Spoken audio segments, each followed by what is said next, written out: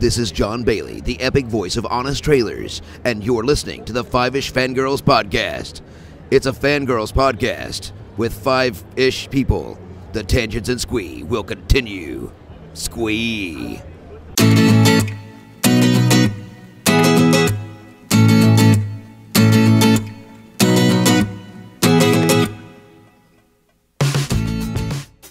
The tangents and squee continue all the way to episode 146 of the Five-ish Fangirls podcast and PopCon Indy 2017. And boy, my throat hurts and I'm tired. Welcome everyone to this week's episode of the Five-ish Fangirls podcast. So glad you could join us. Let's start off like we do every week. We'll go on the virtual table and see who's joined us this week. This is Brittany in Bethlehem. This is Holly from Wisconsin. And this is Rachel in Indianapolis, Indiana. Hello, everyone. I'm like delusional. Hello. I'm so tired. My feet hurt, my back hurts, my throat hurts, but it was awesome. I'd say, was it worth it? It was totally worth it. I'm so ready to do it again next year. I'm glad I have a really good chiropractor and a big old bag of throat lozenges. Anyway, so listeners, ignore if I start sounding like, a teenage boy going through puberty. This is just a side effect of 3 days of talking pretty much nonstop. But we will get to that. There's going to be a lot of this. If I cough too, it's just like vocal cords are irritated. It's okay. I've got water. We're going to get through this. Anyway, so first with the news. With 10 o'clock news, unfortunately, it's kind of brought me down because I saw the news right before I put my phone away as we were watching Spider-Man Homecoming. So I had that in my head the entire time. But if you haven't heard, Joan Lee, the wife of Stan Lee, passed away. I guess apparently she had a stroke and passed a few days afterwards. I'm assuming because of the stroke, but it's the Marvel fan base has the outpouring of love and support and just amazing, both from the stars and friends of his and the fans in general. And I know there's been a kind of a thank you put out there from Stan's official social medias on his behalf. Not anything really directly from him, which is understandable considering the circumstances. But I mean, they were married 69 years. Wow. Yeah. Sheesh. Yeah, and their love story is adorable. He got out of the military, and a cousin of his wanted to set him up with a hat model that she knew, apparently named Betty, and so he went to the place to meet Betty, and Betty was not there, but Joan was. And apparently Joan was the living embodiment of Stan's perfect woman in his mind, and she was British on top of it. I guess he asked her out and proposed to her at lunch, on their first date. They couldn't get married right away, and unfortunately she was already married, but it was I guess it was an impulsive marriage, and she wasn't happy. So she moved to a place where I guess if you live there for 6 weeks, you become a permanent resident and then could get a divorce. Things were, I guess, easier back in the 40s or whatever. 40s and 50s as far as these things go. And the 6 weeks were up. She was granted a divorce. The same judge that granted her divorce married her and Stan an hour later. So, and then they've been married ever since. So, it's adorable. And we really have Joan to thank for the Marvel universe, really, as we know it. Where Because he was getting kind of fed up with some of the stories. Like, why don't you write a story that you want to write? And voila. Yep. Fantastic Four, boom, Empire. Mm-hmm. So, yeah, and obviously our thoughts and prayers go to Stan and his daughter and all that. So through this tough time. Anyway, that's the 10 o'clock news. Let's move on to, I guess, more exciting, happier things, maybe. Let's go with some convention news first. We sounded the warning during last episode, and it did not take very long. Gen Con is sold out. Yep. Little asterisk, 4-day badges are sold out. Single day are still available, but are going quickly and will probably sell out. And then they still have like the family day package, but that will likely sell out as well. So, yeah. I know a lot of people, they're like, why did I wait? And now, it's like, if you wanted to go all 4 days, sorry.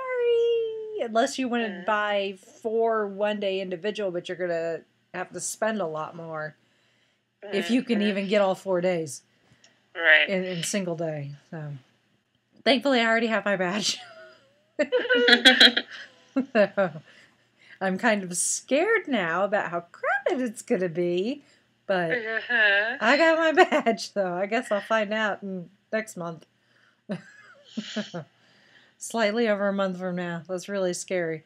So, yeah, if you're wanting to go to Gen Con at all, go online, see what's still available as far as your schedule is concerned. So, otherwise, sorry. Try again next year when it's not a big anniversary year, and it won't be as big a deal, I guess. I don't know. Yeah. Anyway, that's it for convention news. And then TV related. Once Upon a Time has announced some of their new hires for the upcoming season, which is understandable considering we had some faces leave. We need some new faces. And honestly, I do not know who any of these people are. Neither do I. I've heard of the shows that they're on, but I haven't watched, except for one. I haven't watched any of them, except for one. I don't know who any of these people are. So, apparently from Rain, Adelaide Kane, Burn Notice alumni, Gabriel Anwar. Yep, I've seen her. She's good, so I'm wondering what character she's going to play. Who does she play in Burn Notice, Holly? Do you remember? She played Michael's ex. Oh, okay. Now I know who that is. Yeah. Okay. The on again, off again. Premium Rushes, Dania Ramirez, Chicago Meds, Mika Cox, and Wasted Rose Reynolds. Yeah. And then I guess they, our lovely showrunners over at Once Upon a Time have already teased a couple of scripts, including the episode 7 season premiere is going to be titled Hyperion Heights. Yeah. Yep. Gabriel Anwar's character's name on Burn Notice was Fiona. I knew it was. I knew it was a Scottish Irish name that was familiar. Excuse me. So, yay! New people. New people once upon a time. So. We'll see. I'm curious. Yeah. Yep. We'll wait and see. And then we have our season 3 premiere date for Fuller House. So season 3 will drop on Netflix on September 22nd, which just so happens to be the exact same day that Full House originally premiered back in 1987. Oh, cool. It still blows my mind that this show is 30 years about old? to hit 30 years. That's just Yeah. crazy. Yeah. Yep. The one thing to note with season 3 is it's actually going to be split into 2 halves. So we'll get half in September and then the other half in December. Okay. Is that the first time a Netflix original's done that? That I'm aware of, yes. Yeah, that's new. Because normally they put everything out all at once and have at Maybe it, they guys. weren't able to film everything in That the could be. same amount of time, so.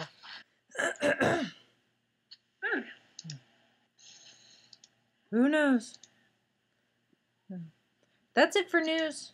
So, we don't really have any feedback either.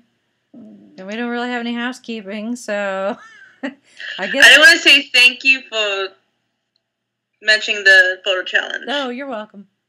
You know, like way behind, but Yeah, no, you're fine. It's all good. Not a problem.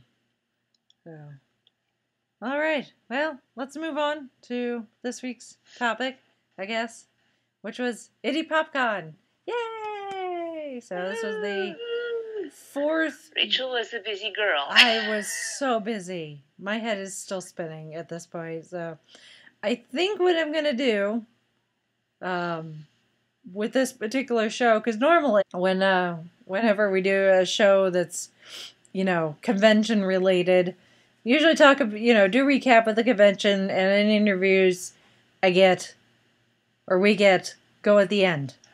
But considering I have 4 interviews from PopCon, I actually think I may intersperse them throughout the episode so our listeners can kind of just not have to wait. Sounds good. Let me know, listeners, if you like this. It may not be something I can do with every convention, because sometimes it just makes more sense to stick them at the end.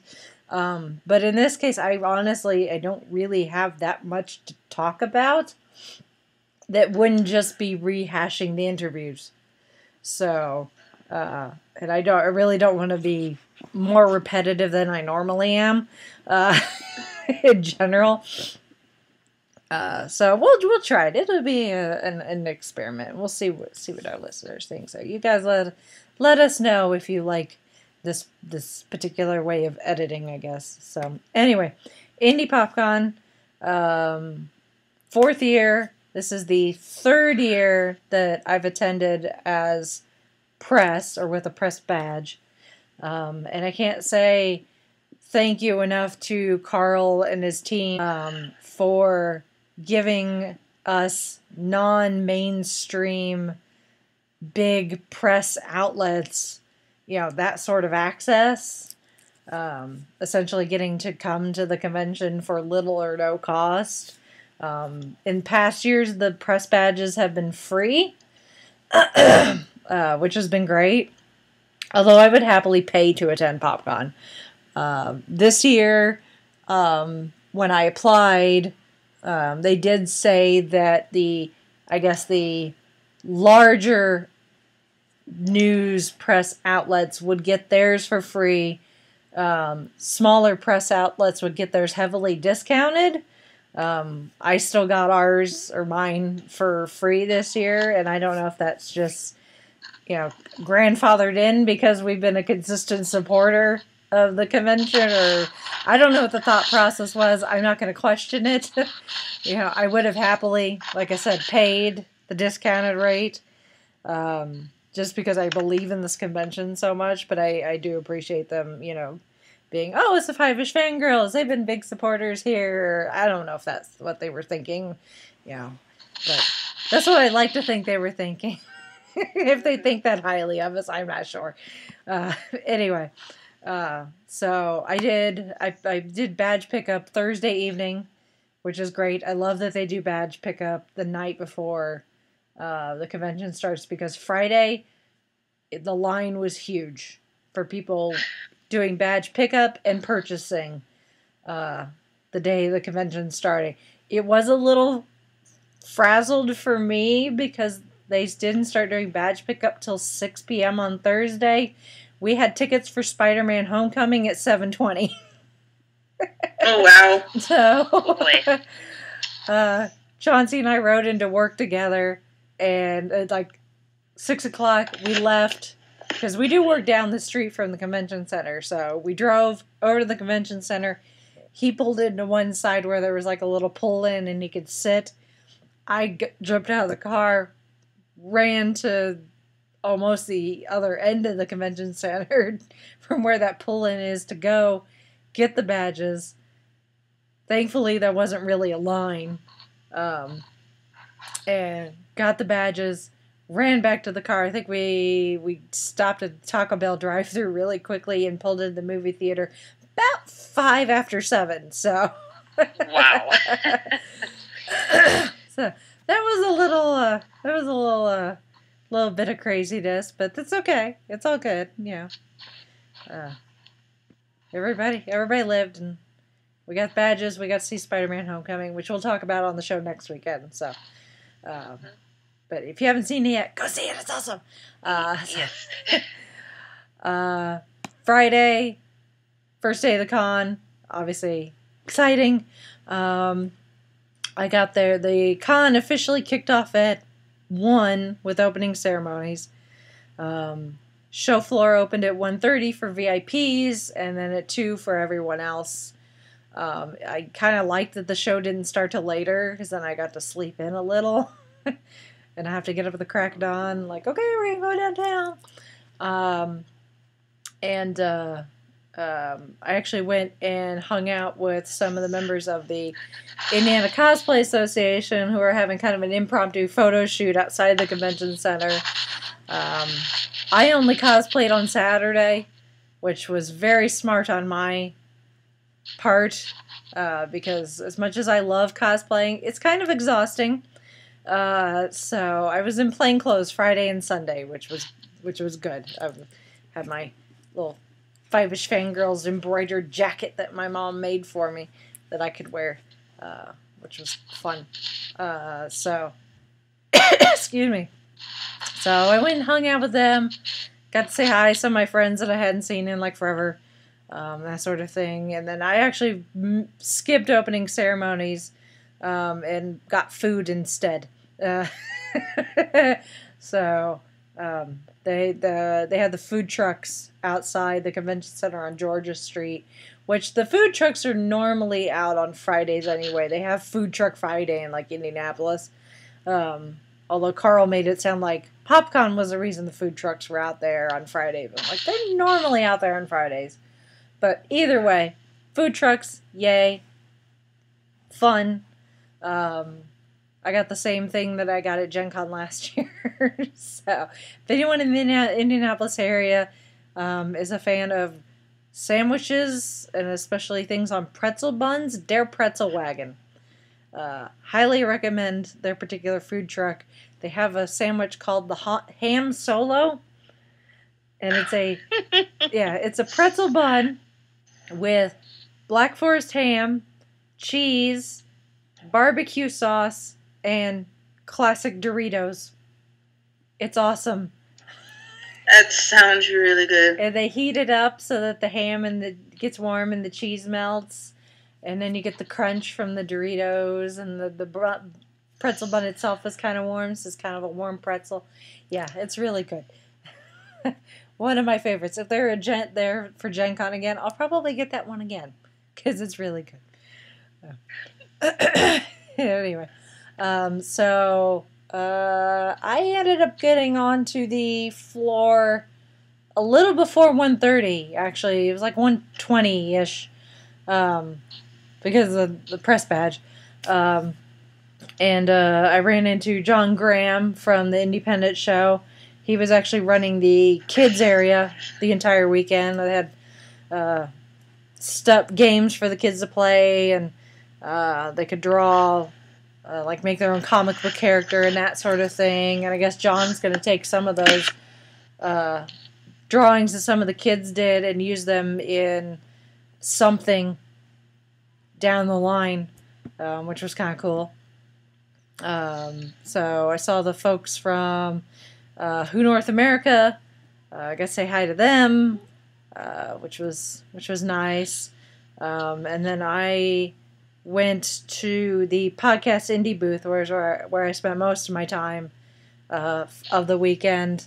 I have to say big thank you to Brad and everyone else from Podcast Indie, but especially Brad.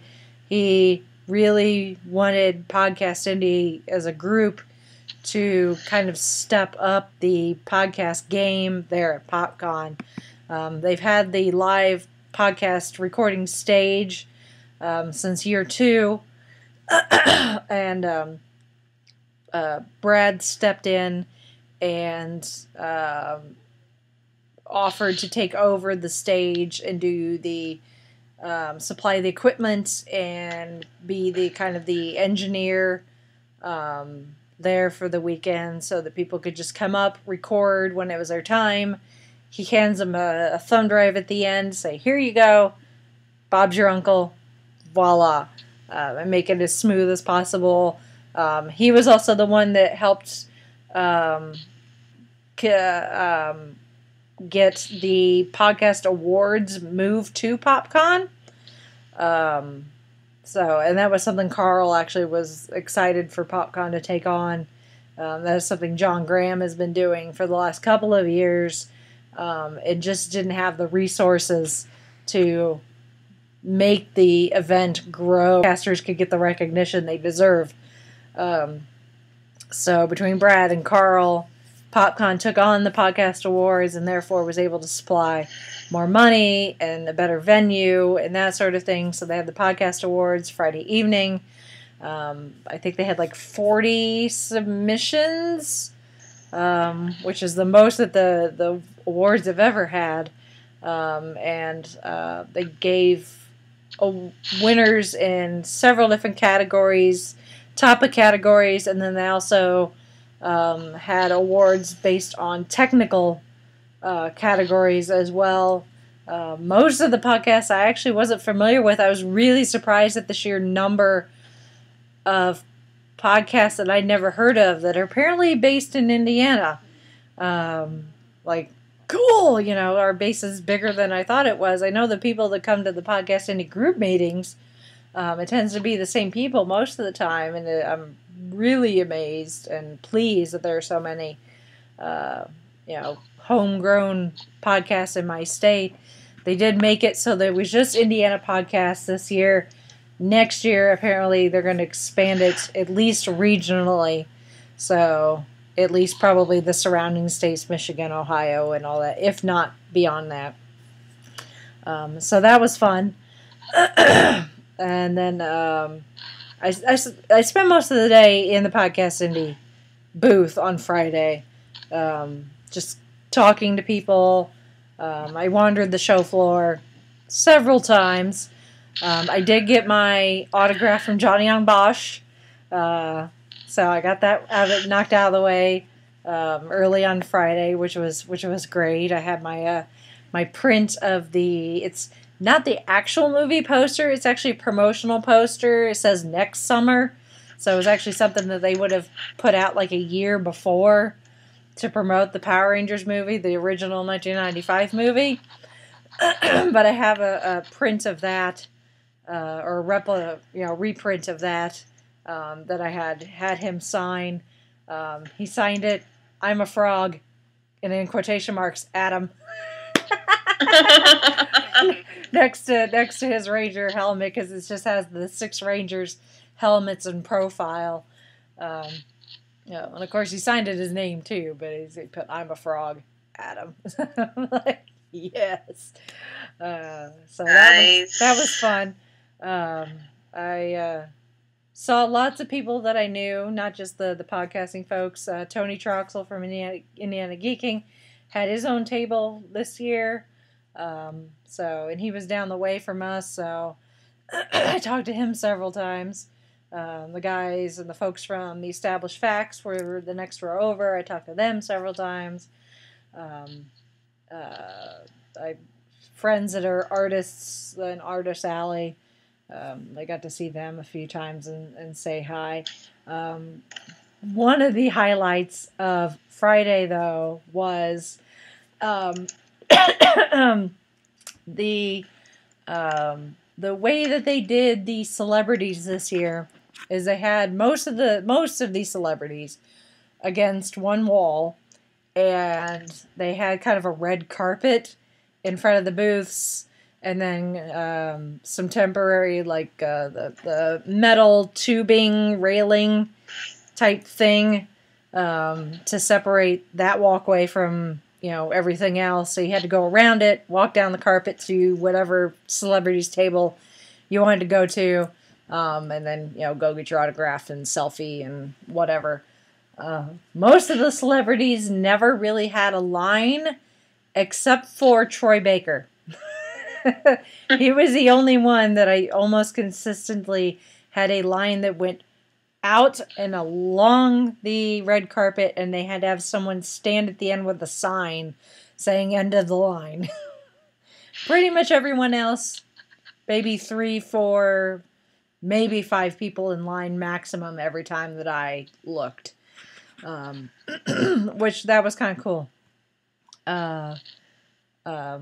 Being press, obviously, they want us to cover the event, and the folks in charge, Carl and all of them, are aware that depending on your media outlet, you may want to talk to a celebrity or two. If there's someone that your audience base would be interested in hearing from.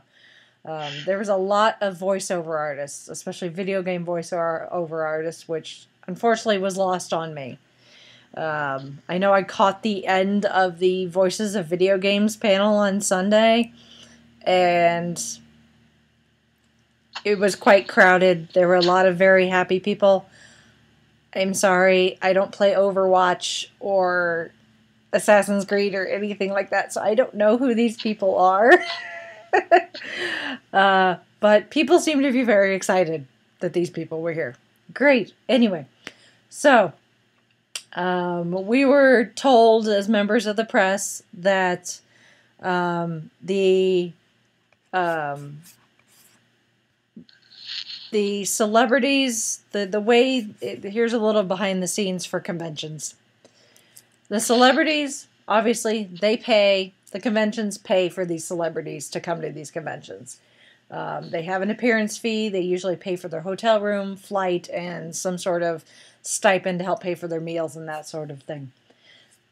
In agreement, the contract that the celebrity and the convention kind of come to is the celebrities have a minimum guarantee of as far as sales go.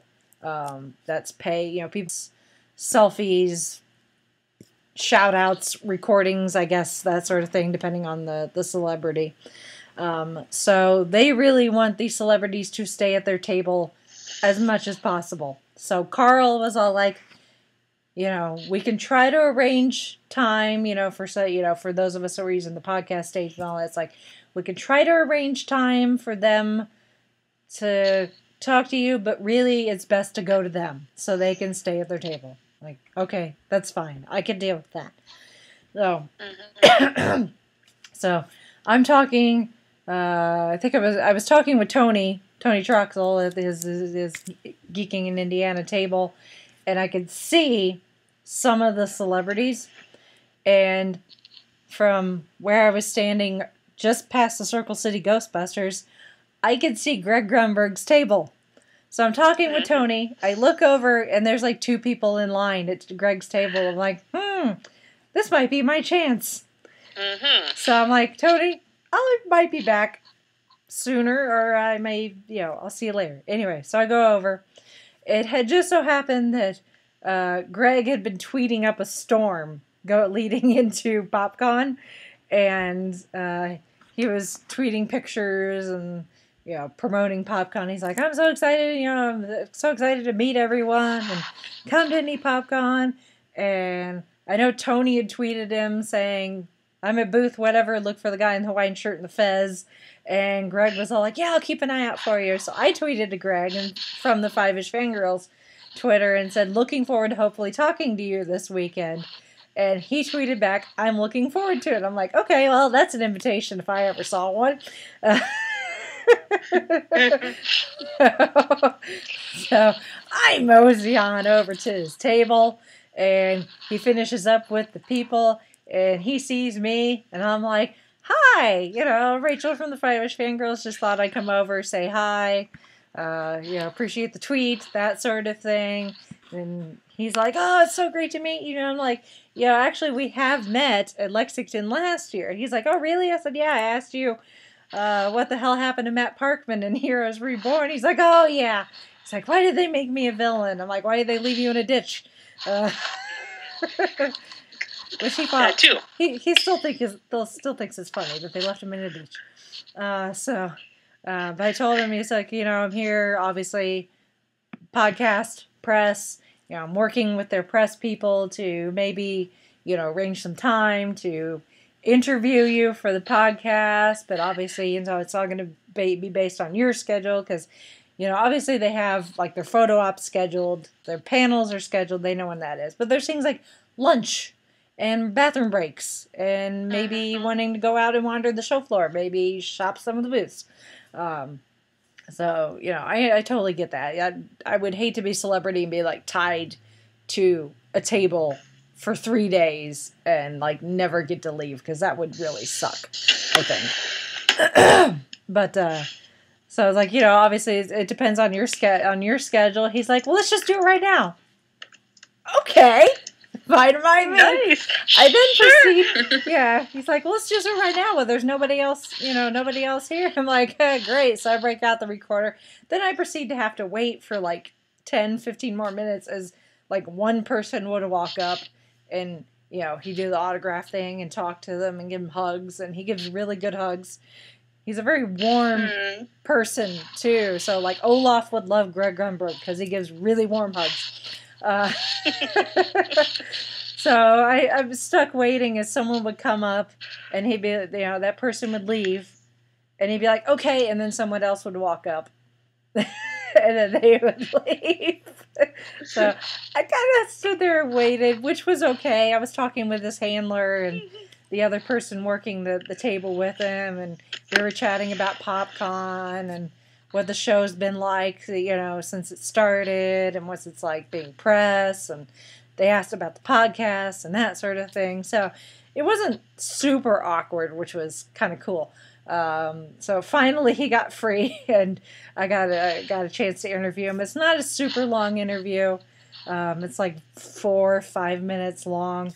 But like I said, after I met him in Lexington, he's one of the nicest people you will ever meet. Okay. All right, let's do this real quick. All right. Go, go, go. Go, go, go, go, go, go, go.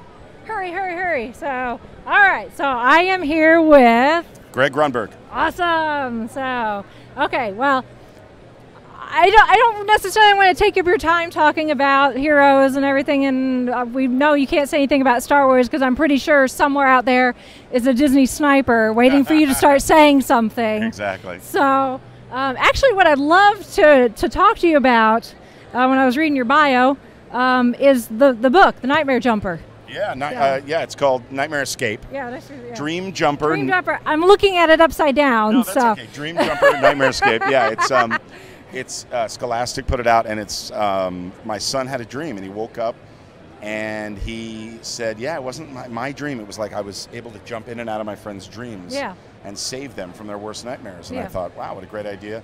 And I met Lucas Turnbloom at Comic-Con, and the rest is history. We've got book 1 is out. It's been out for a while. It's doing really well, and book 2 comes out in September. And that's called Curse of the Harvester, but it's also Dream Jumper. So if people want to find it, they just go to Dream Jumper on Amazon or in your bookstores. Yeah. I saw it on Amazon. I was looking for it. I'm like, where is it? How much is it? Can I buy it? So, and I saw that there was a sequel. I'm like, cool. Yeah.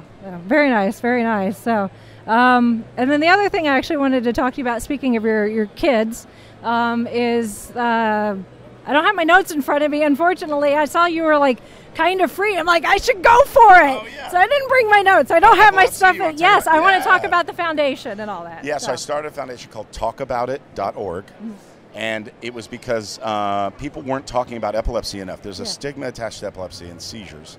Scary thing to see someone have a seizure, but we shouldn't we shouldn't be afraid to talk about it, like any other condition. Everybody's got something, you know. So my son's been dealing with it for a long time, and he's living well. He's an example of somebody living well with it. Like 3 million Americans are living well with it, and it's scary, and it's a killer, and you know, all of that. But at the same time, if you have the right medication, and you know, you could really do good things and live a normal life. So I have a foundation, talkabout.org. I do a netathon, like a telethon every year. Yeah. And I work with Synovian, and it's a great company, and also Epilepsy Foundation of America. And I'm really proud of my son. I'm proud of everybody that's living well with epilepsy. Yeah. I went on the foundation's website and saw all the videos and everything from the last thon that you did with all the people telling their stories about you know, either themselves with epilepsy or someone they love with epilepsy, and you've got a lot of great, you know, other celebrities that are helping to support everything. So yeah, it's been great. I'm really proud of it, and my band from TV, that's the charity that I give to from the band. Yeah. So it's you know, it grows every year, and unfortunately there's just too many people that are affected by it. Yeah. So that's awesome. Yeah. All right. Cool. Thank you very, very much. Thank you. You're so awesome. You're so nice. Oh, that's so sweet. I just tell everyone, you know, after meeting you at Lexington last year, I'm like, he's one of the nicest people you will ever meet. You're so sweet. You know, you're awesome on Twitter. You're just tweeting up a storm the last couple of days. Just talking to people, getting ready for PopCon, and you're like, I'm so excited to see everyone and meet everyone. And I love people are like, stop by my booth, and you're like, okay, I'll do that. I'm like, is Greg gonna overextend himself? No, I love it. I mean, I love this just as much as the fans do. I love walking around, meeting everyone, and saying hello, and it's a great opportunity. So you know, that's why I do it. Yes, I love it. Yes, absolutely. Yeah. Well, thank you for being here, and I hope you enjoy the rest of your weekend, and welcome to Indiana. Thank you so much. Awesome. He's so friendly and so kind, and he's always excited to meet everyone that walked up to his table. So I really enjoyed talking to him, and hopefully you guys enjoy the interview as well. And then I actually went back to just say thank you to him on the last day of the con on Sunday, and it just so happens that as we're recording this, tomorrow is his birthday. So thank you, Wikipedia. And actually, he had tweeted someone, people at PopCon sent him a birthday cake while he was at dinner on Saturday. As kind of a fun thing. So I'm like, it's his birthday, which I knew that even before he got the cake, but I'm like, his birthday's coming up. So I got him a card, and I signed it on you guys' the Five-ish Fangirls behalf. So I gave that to him, and he really appreciated it. So, but he's so nice, such a nice guy. It sounds cliche, and it's a kind of an overused word, but that's the best word I could use to describe him. He's so nice. He's such a cool dude. So that was fun. And then I also got to talk to Lloyd Kaufman from Troma Entertainment, which, if you are a fan of crappy B-grade like horror films, Troma is probably for you. They've been around for over 40 years. Some of their best known works are The Toxic Avenger and all its subsequent sequels, and Nukem High and all of these subsequent sequels. Yes. So, and not for the kiddies. They're definitely not. Yeah. So, Carl, at our last podcast indie group, we were talking about, PopCon and everything leading up to it, and Carl's like, obviously, there's the different celebrities, so different strokes for different folks for, their works. And he's like, if you go talk to Lloyd at the Troma booth, you will not be disappointed. It will be very entertaining. Be careful about what you mention, because you might send him off on a subject matter that's not appropriate. for your listeners. I won't mention what his last conversation with Lloyd was about because we do have younger listeners, but it's not nice. It's not kid friendly. But again, cool dude, very nice, hilarious, absolutely hilarious. We had a lovely interview. Which is like it was a good 10 minutes conversation we had on the record. As you listen to this, dear listener, you will notice some strange noises every now and then. That's me censoring him. I had to censor him 4 times when I was editing the audio. Most of it was for naughty words. Another was a crude joke, is I guess the best way to put it. So, but I couldn't help but laugh, especially because it's like he just goes. He talks. He's telling jokes. He's telling me about Troma, and then he'll go off on something, and all these strange things. And I most of the conversation, the interview is him because I'm too busy laughing through most of it just because he's cracking me up. I went to the restaurant. It was very expensive. I bought these very expensive. Anybody wants Overpriced. here's some goodies. What? Thanks to Mr. Crackers and cheese and You're all sorts of. welcome to share. Oh no, I'm fine, thank you. All right, Rachel. What All do you right, want to whatever you would like. do? Well, what's the name of the podcast? Five-ish Fangirls. The what? Five-ish Fangirls. Five-ish. Oh, yes. I contacted you on Twitter, I think. Did you? You're on Twitter? Yes. Yeah. Yeah. I definitely retweeted you. Okay, guys. Yeah? cool, awesome. Well, Okay. thank you for the retweet. All right. So you start. Okay. Well, let's start with introductions first because this is audio, so people can't see your lovely face. Okay. So. So introduce me. Hello, everybody. I'm Mel Brooks, and I'm wearing a Brooks Brothers jacket because I'm here to worship Lloyd Kaufman at the Troma booth. Lloyd Kaufman, he's one of my favorite directors, and whenever I'm on Five-ish Girls blog, Five-ish Girls blog, which is my favorite form of education and entertainment, the Troma team and I like to kick back and listen to five-ish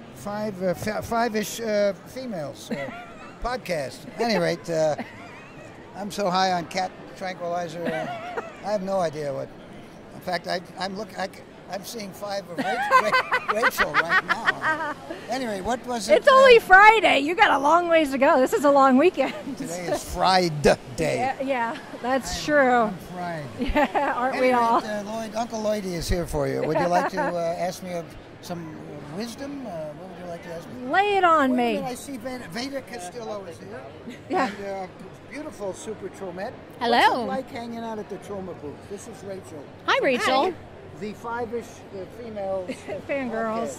Oh, I know about being a I female think he really just likes looking at this area and reading. Maybe he can't see. I mean, he's an older gentleman. Well, that's possibly true. He's just leaning in really close. Notice he's not denying that. No. Anyway, what is it like hanging out at the Troma? There is no other experience like it. I mean, I've been to a lot of conventions, and you never know what's going to happen. It's always a surprise. Yeah. So sometimes you get crazy monsters. Sometimes you get little kids.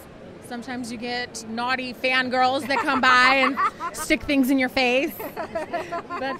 It's always educational. From what I understand, I came over here at the suggestion of Carl, our great and powerful leader of PopCon. He said, if you don't talk to anyone else, come over to the Troma booth and talk to Lloyd. It's amazing. Carl and I go back to the Spanish-American War. We got the Philippines. I'll never forget it. It was incredible. And I haven't seen him since, but I wish him well. I don't know what he's doing now, but I'm sure Carl would be very happy that I've been creating microaggressions, looking at the 5 fanish females podcast. At any rate, what would you like to know about the 44 years of Troma Entertainment? What's that, Rachel? You want to know about the 400 free movies on YouTube? 400 free movies. And to thank our fans for supporting Troma for 40 years. We put them up for free, all the classics, Toxic Avenger, Cannibal the Musical, Guardians of the Galaxy. Oh no, that's our torrent file. At any rate, all the great Kabuki Man. You can see Ron here in Poultrygeist Night of the Chicken Dead. And the exciting thing... As Ron raises his eyebrows, like, why am I being mentioned? Well, Ron has an even bigger part, Ron Mackey, in Return to Nukem High, which is the second half of our epic 2-part movie, Return to Nukem High and Return to Nukem High. There's a theater in Indianapolis that contacted us, but I didn't want to do the janitorial chores, so I will have to find another theater to show Return to Nukem High. So if Indy PopCon, by any chance, has a relationship with a movie theater, Return to Nukem High is looking for its Indiana world premiere. If I see Carl, I'll make sure to put in a good word on your behalf. Carl, Kaufman, and Krohn all go together in very literary alliteration. Do we have to bring corn into it? I know this is Indiana. Well, but Troma also stands for cheese. Yeah. And corn, oddly enough. Corned or corny? I had a knee replacement, but there was no corn in there. That's why they replaced my knee. There he is. Come on over. Look who's here. It's incredible. It's Charlotte Chung. It's incredible. Tell us now what's going on in the Call of Duty these days, Charlotte Chung. The Call of Duty. It's an amazing and something /watch. I can't believe it. She's very shy. Oh, I'm sorry. No, it's cool. What's that? It's cool. Charlotte says it's cool. Thank you very much. Come on, do your best diva impression. Overwatch. It's my favorite. I mean, Charlotte, it's really good. Anyway, we here at Troma, this is why we're hated. Yeah. Everybody hates us. I'm sure your feelings are not hurt being positioned right here, being able to look at lovely faces like Charlotte Chung and Caitlin Glass, well, right? I prefer Garrett Wang myself because... Well, hold it. I got to, before you go. Good to see you, sir. And you know, Veda. Hugs. Veda Callisto. We are hugging. Very beautiful, sweaty man. I love a good sweaty man. Feels good. Yeah. All access, too. He's all access. Yeah. One of Carl's proteges. I'll see you later. Well, there's another person who now hates Troma. What's his name, by the way? He was a great guy. Yeah. Well, now that you asked me, I've completely forgotten. No, that's right. That's the way it works. You ask me we'll ask right Charlotte up. Chung. She'll know everything. Yeah, or Garrett. We've done so much publicity for Charlotte Chung. She should be very grateful to us. She should be. Anyway, Lloyd Kaufman is one of my favorite directors, and I like to mention that name all the time because Mel Brooks, I'm getting on in years, and, you know, what are you going to do? I'm wearing a cardboard belt. You're a great audience. Thank you. No. Thank you. No, I was warned before, about coming over here that it would be That's where it would be an interview that I would probably never forget whether I wanted to or not. Did Carl mention prison, time we spent in prison? Prison? When I was his... Are you kidding? He spent all his cigarette money on it. It was amazing. It was terrific. He was great. He's such a good guy. But in all honesty, seriously, this is a wonderful con. And what's really great is the YouTube stars. Yeah. Because it's a world, Troma's very much here because of YouTube. Yeah. We wouldn't be here without the internet. We'd be long gone. Yeah. Because our fans, so many of this generation discovered Troma on YouTube, and we're kind of a YouTube star. Yeah. Well, I think we're the only movie company that has a big, other than obviously the big. Yeah. But those are movies. Those aren't movie companies. Yeah. So Troma has this kind of YouTube affiliation, and as do these stars. Yeah. So we're and I've actually been on the Angry YouTube, the Angry Video Game Nerds. Yes, Angry Video Game Nerd. I've been on his, and I've become friendly thanks to Indy Pop. In spite of the fact that I'm a miserable person, I, Mel Brooks, have become friendly with debutantes, rap battles, princess rap battles. Yeah. That's terrific, really great. Yeah. I subscribe to them. Incredibly talented, and I tried to get those guys to do something with my next movie, but they're already They're too big. Yep, they are too big, no question about it. But the Angry Video Game Nerd is in Return to Nukem High, and I'm in his movie, the Angry Video Game Nerd movie. Very So nice. check out when you get the theater in Indianapolis to play Return to Nukem High, Rachel. Have to watch or out when for Carl, him. When Carl has to buy the theater to get exactly. them to pay for to get them to book our movie. Yeah. You're going to see the Angry Video Game Nerd in there. Not to mention Peter Parker, a.k.a. Stan Lee, and Lemmy. It's his last movie. Joe Flyshaker, a big fat 500-pound action hero, also died the same year Lemmy died. The movie is dedicated to Lemmy and Joe Flyshaker. That's nice. Stan Lee's in it. We credit him as Peter Parker so he doesn't get kicked out of the union. Let's see who else. There's all sorts of interesting. Ron Jeremy, you know him, his interpretive dancing. He was with Balanchine for many years. He emphasized the bow rather than the sheen, but he's in it. So and they all do this for free because Troma is like the dodo bird, the last dodo bird. We're the last independent movie studio of any longevity. I wish I knew what longevity meant. Well, I certainly appreciate you taking your time to speak with us, and as you can see, I'm very busy here. Yeah. There's at least there's well, I guess there is nobody here, but luckily there are no microphones, so nobody knows that the Troma booth is totally empty. yeah. So well, fortunately, nobody's recording this. So you don't have to worry about Well, it just so happens that on the other side of the Troma booth is the Podcast Indie booth. Wow. So we're sharing a wall here. Whoa. The walls have noises, I've so heard look at some that. interesting noises as we were setting up earlier. I think coming from the we laptop. Have some, we believe in local, and we have some chickens below the table here, and we get the eggs in the morning. Yeah. Very organic, very delightful. Yeah. So if I hear any strange noises, just ignore it, right? That's my snoring because I sleep over in the I sleep near the Toxic Avenger toys there, the action figures, the reaction figures.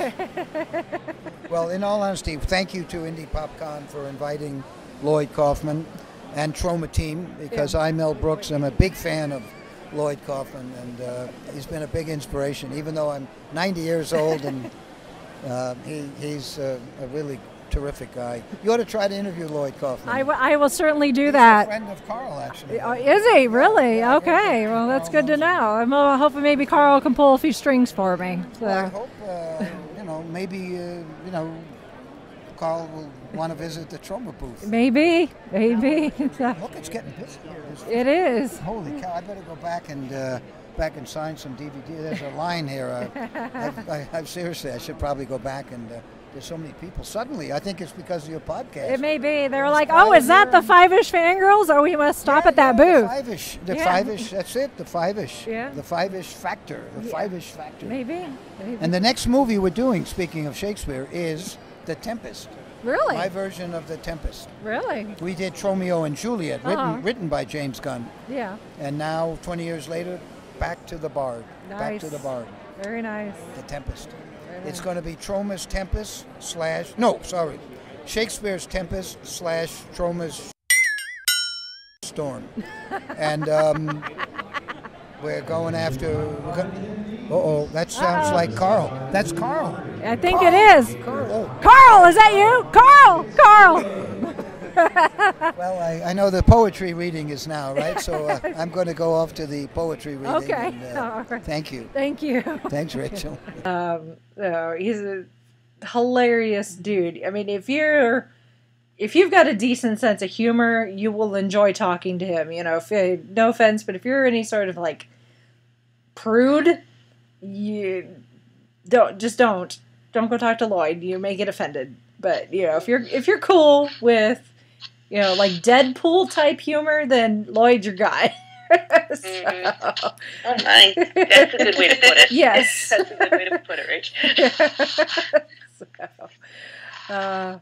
But that was fun. He was fun to talk to, and it just so happens we're talking.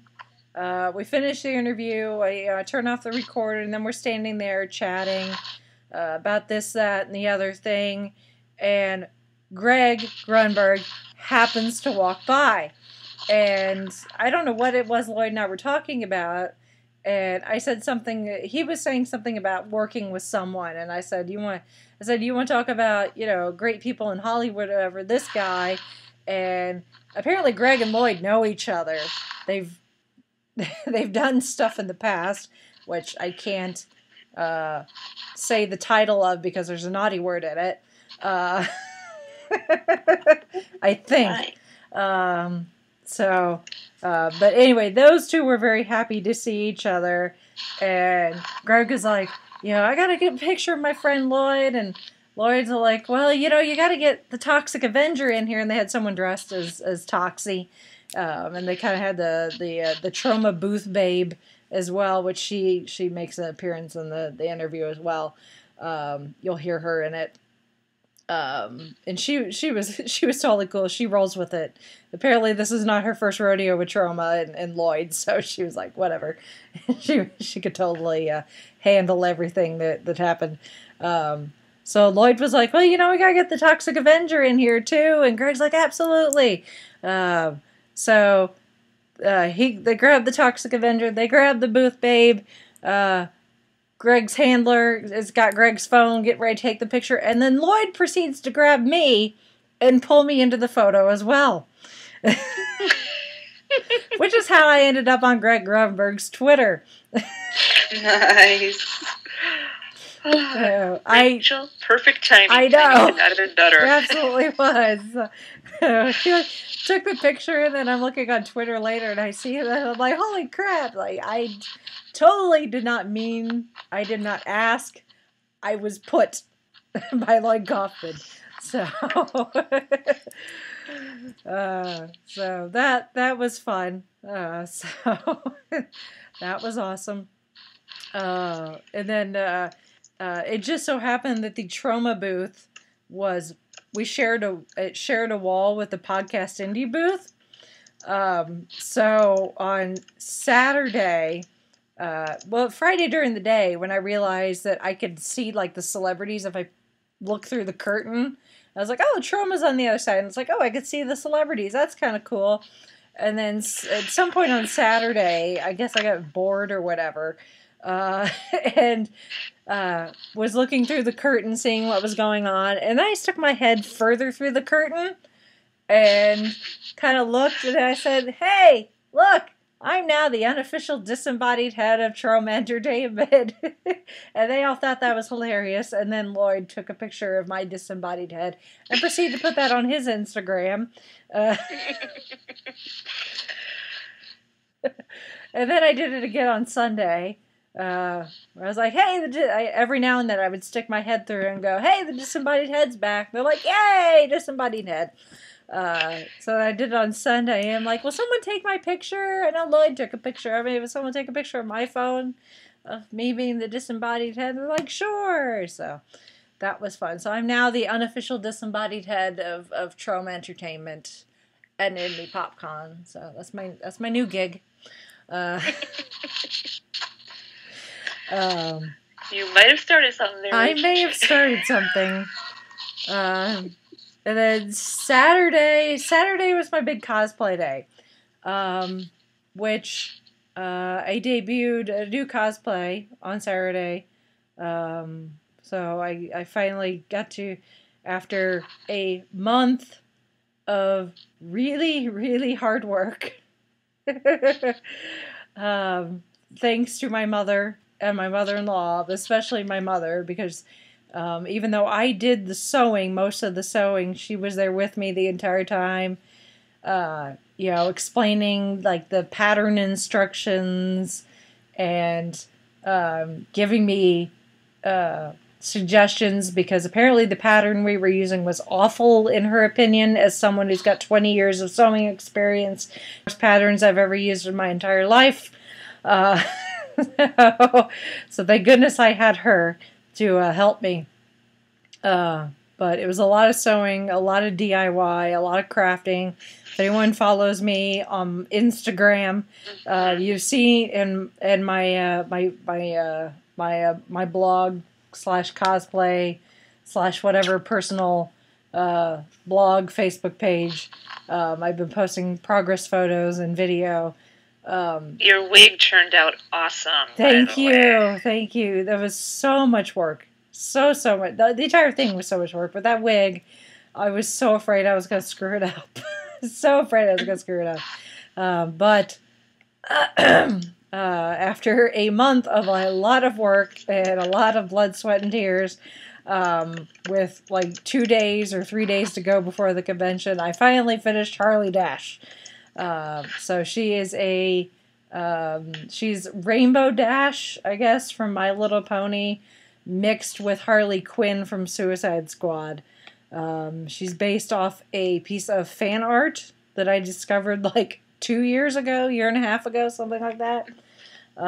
Which I tweaked heavily to make the cosplay more my aesthetic and more my comfort level, as far as cosplay is concerned. So I took a lot of artistic liberty with the original design, but she turned out so well, and I love it. It's so much. It's the most involved cosplay I've ever done.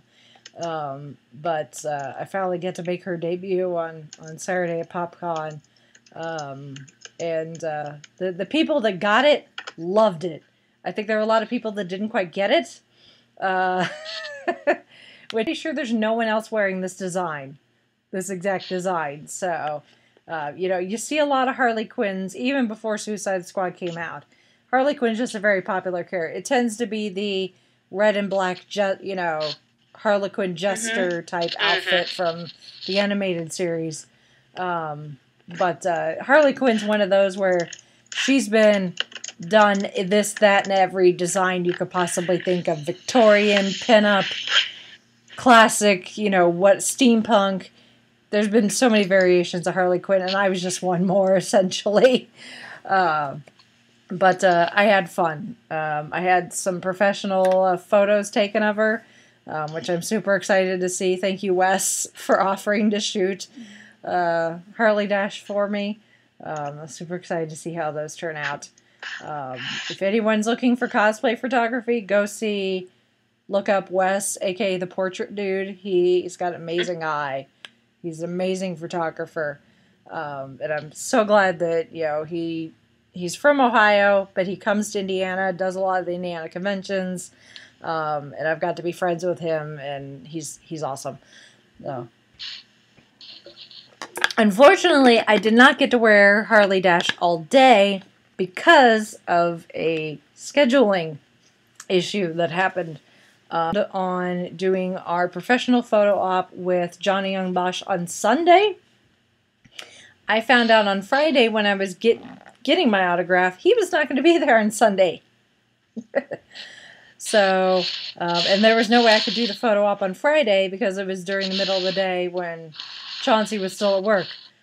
So we had to do it Saturday, which meant I had to do a costume change on Saturday. So I wore Harley up until right before the photo op, and then changed into my Skull from the Power Rangers so that Chauncey and I could be Bulk and Skull for our photo op with Johnny Young Bosch. Which, while I was waiting for Chauncey to show up, I was standing around, and even people I knew were like, they knew I was doing a costume change, and they didn't quite get it, and I'm like, well, my Bulk isn't here yet. And they're like, oh, okay, yeah, that would make more sense if you had your other half. I'm like, yeah, I know. Once he was there and the two of us were together, people totally got it. They're like, oh, Bulk and Skull. Awesome. Cool. So we went and did the photo op, and we were like the second to last people in line for the photo op. And there was like the two of us, and then there was like a guy, and it just so happened that Garrett Wong from Star Trek Voyager hopped in the line with us. Oh, wow. He ended up being the last person in line because apparently he wanted to get a picture of Johnny. Oh, So cool. we were joking because he was standing there in line with the rest of us, and somebody's like, "Which color Power Ranger are you?" And I think he joked and said pink or something like that. And he was wearing a black shirt with a black blazer, and I turned around and said, "Well, you're wearing black, so you have to be the Black Ranger." He's like, "Yeah, you're right. I'm Walter Jones, the Black Ranger." I'm surprised he didn't go with yellow because he was engineering on Voyager, Yeah, I know. or at least he ran the ship. Yes. Ensign, Yes. along with Tom Paris. Yeah. So we had a nice laugh over that. But it got to our turn. The person in front of us went and was walking out of the little photo op area. Johnny turned and saw us, and I kind of tapped Chauncey, and I go, "Hey, Bulk, look, it's one of those dweebs from school." And Johnny cracked up. He's like, "This is awesome." So we set our stuff down and got in the pose, and we have a sign that I had made because we already did these costumes at the media preview for the American Pop and Dance exhibits at the Children's Museum that opened up last month because they wanted us to come in costume at the media preview. And I was like, and I'd been wanting to do Bulk and Skull with Chauncey for a while, so we did it then. But we made signs, and then so I took one of the signs to PopCon, and it's a shot of the Power Rangers from the '95 movie because Johnny and Bosch was in that one. And it says, "Have you seen the Power Rangers?" This is what Bulk and Skull were always doing. They were always looking for the Power Rangers because they wanted to try to figure out who their identities were because they thought it would make them famous or something. So we posed as Bulk and Skull, being all excited, like, "Look, we found one!" And Johnny's got this look on his face, like, "Oh God, Bulk and Skull, they found me!" It's awesome. I love it. He was such a good sport. He's like, "Do the laugh," which I did. I did my best Skull laugh that I could. I definitely can't do it now because my voice is gone. So that was awesome. But so Saturday was my cosplay day. I spent most of the day at the hybrid Indiana Cosplay Association booth / lounge / cosplay repair station / charity booth. They gave us a corner right next to the 501st, which is fun because there was always strange noises coming from the Star Wars folks right next to us. Tauntaun scream at some point, I'm not sure. Let's see, X-Wing, B-Wing, Y-Wing, lightsabers, Wookiees, name it. It was all coming all from over there. But we had a little cosplay lounge where cosplayers could come, kick up their feet. We had a couch and some comfy chairs that they could kind of chill. Excuse me. We had a repair station with glue and duct tape and that sort of thing. So if they needed to, do at least a good enough repair to make it through the rest of the day, they could.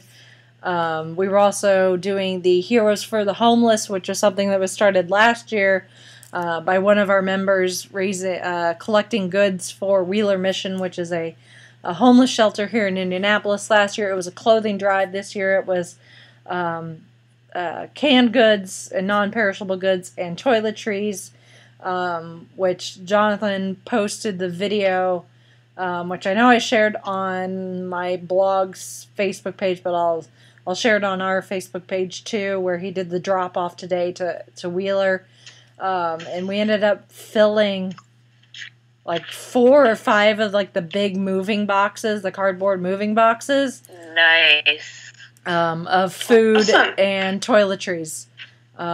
So that was awesome. And then we also had a memorial set up as well, because unfortunately, like 2 weeks ago, a little under 2 weeks ago, we lost one of our members of the cosplay community, William Caldwell. He unfortunately became very ill, and was in the hospital, and unfortunately passed away because of his illness. One of our members started a GoFundMe to help raise money to go towards his medical and funeral expenses for his family. But we also set up a big poster with some pictures of William so that members of the cosplay community could come and write, messages of love and remembering William and all that. And we also had a donation bucket, so people could donate their change and that sort of thing. We had some people that had come to the booth for cosplay repair, and were so grateful for us having the supplies that they wanted to give us a tip. We were like, we don't want to take tips, but if you want to put it, in the donation for William, please do. And so they did that, which was great. But the board got filled up with all sorts of lovely messages from just members of the cosplay community for William, so that will go to his family. And actually, John Young Bosch actually signed it. He came by on Saturday at one point and signed it for William, because William was a big Power Ranger and Super Sentai fan. That was one of his big fandoms. So Johnny did come and sign it, which was awesome. So that was Saturday. The cosplay contest was Saturday evening. Once again, amazing people, so talented, super talented cosplayers out there. I'm always just amazed at the craftsmanship and the work that people do, especially the ones that make like these big like armor builds that are made out of foam. Like these things are made out of floor mats, and they can make these things look like, something out of Overwatch or Warhammer or something, It's just absolutely how talented some of these people are, and I'm just always amazed. The judges had their work cut out for them. I know they did. Trying to pick winners and everything. But I think the people that did win definitely deserved their wins. I know the gal that won the grand prize. But I felt kind of bad for her, because she had actually been in the lounge earlier in the day because she'd overheated and got dehydrated. So she had been sitting in the lounge a good chunk of the day with most of her cosplay laying on the floor. She'd done Mercy from Overwatch. So she had these big wings and some armor and a weapon and all sorts of things. But she ended up winning the grand prize, and she was crying and everything. And I'm like, girl, after the things you've gone through today, I saw you struggling with the, trying to just survive to get to the cosplay contest. Mad props to you. So I'm not sure what they're gonna do with I know in previous years the grand prize winner, their photo went on one of the badges. And they were also using like promotional materials. I think they don't necessarily are doing that now, at least with the badges. I think they may still use a person's image for like on the program and some other things too. So I guess we'll have to wait and see next year. If you see Mercy from Overwatch on stuff, well, there you go. That was our grand prize winner this year from the cosplay contest. And then Sunday was back to being professional podcaster mode. And by then, my voice sounded worse than it actually does now. So Sunday was fun. It was kind of a struggle. I was on the podcast stage on Sunday, where speaking of the Indiana cosplayers, I did finally get a chance to sit down and talk to Jackie D, who is the president of the ICA. she's such a cool gal. She is so passionate about the cosplay community, especially the ICA and doing charity. And she's taken on a lot since becoming president of the ICA. And there were some unfortunate hiccups and some issues with our lounge booth area. Unfortunately, some things were stolen sometime during the show ending Friday and us restarting Saturday.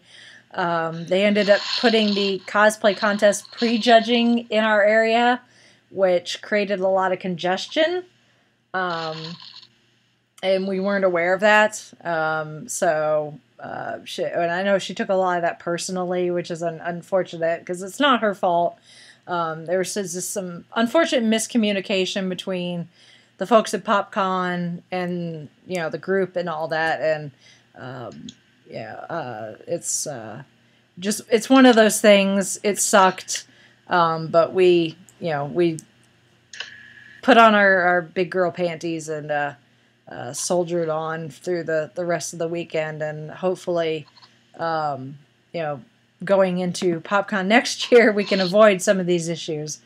But thank you to Jackie D for finally getting a chance to sit down and talk about the ICA and all that and all the fun things they do. So PopCon almost said 2016. That would be wrong. This is from the future in the past. Yes, there's time. It's wibbly wobbly timey wimey or something. So selfie. So professional here. Yeah.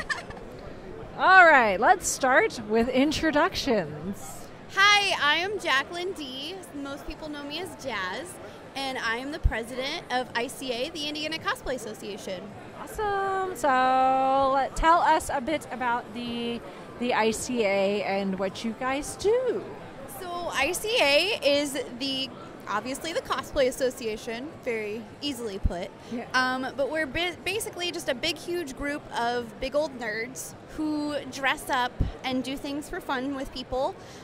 We do a lot of charity work. We do a lot of charity events and things. We try to. My goal for last year was to do at least 2 a month. And this year the goal was to do everything that came to me, essentially. All the things. All the things. But basically we just promote community within the cosplay community and giving back to the community of the state. It's not really like just a community, but just back to everyone as best we can while being big old nerds. Yay! Yay! Yay for nerds! Yay, even more for philanthropic nerds. So at PopCon this year, specifically, we've got the Cosplay Lounge, and then we also have a charity initiative.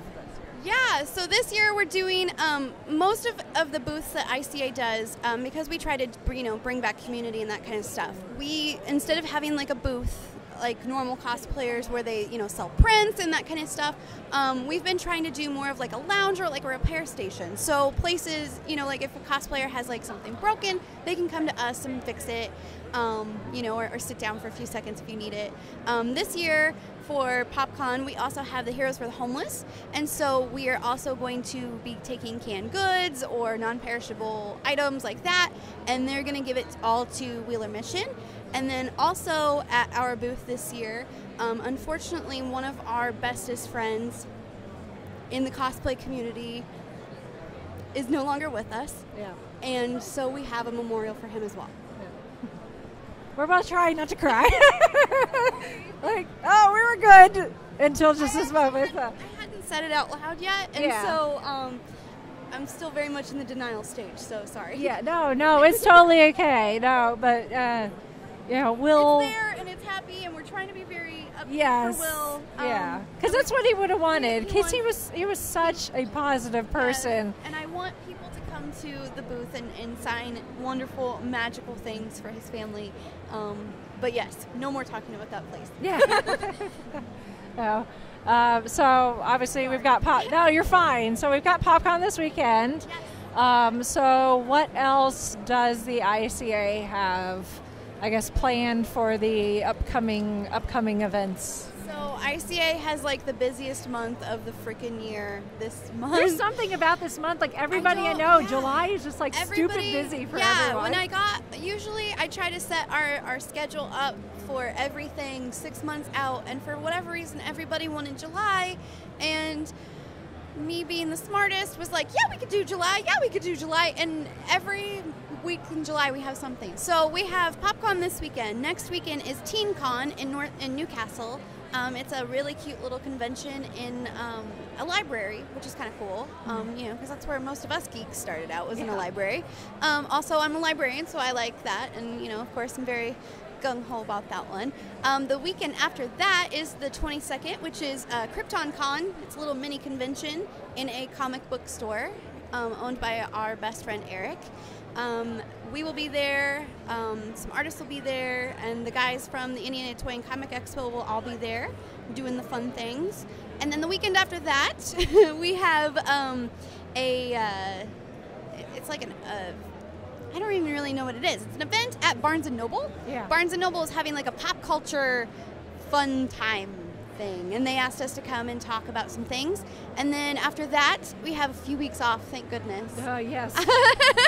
And then I'm going on vacation. I'm going on vacation in my mind. Yeah. I'm going to sit on my couch and watch the animes that I have not been able to watch. I might actually start a cosplay, which I hope, because I have one that I need to be done for Indiana Toy and Comic Expo, which we will be, ICA will be judging the kids contest for the little baby kids, which is my favorite. And we have a booth there as well, where all of our proceeds and things go to the autism charity for that one. And then right after that is RamenCon, where we have another cosplay lounge. So it's all the things. That's crazy. I know. I told you I planned all the things. All the things. I see your messages and you're like, I need people for the things. I'm like, hold on, let me look at my schedule. I'm like, do I have things? I don't want to do these things by myself, because that defeats the whole purpose of community. And so if I have the opportunity to have everybody come with me, heck yeah, it's more fun with all my friends there than it is me being there going, well, guys, I'm the cosplay president, and this is the panel about, like, that's boring. Nobody wants that. So. No, the cosplay community in general, at least, especially with the ICA, I can't speak for other places because I live in Indiana and I don't know anything else.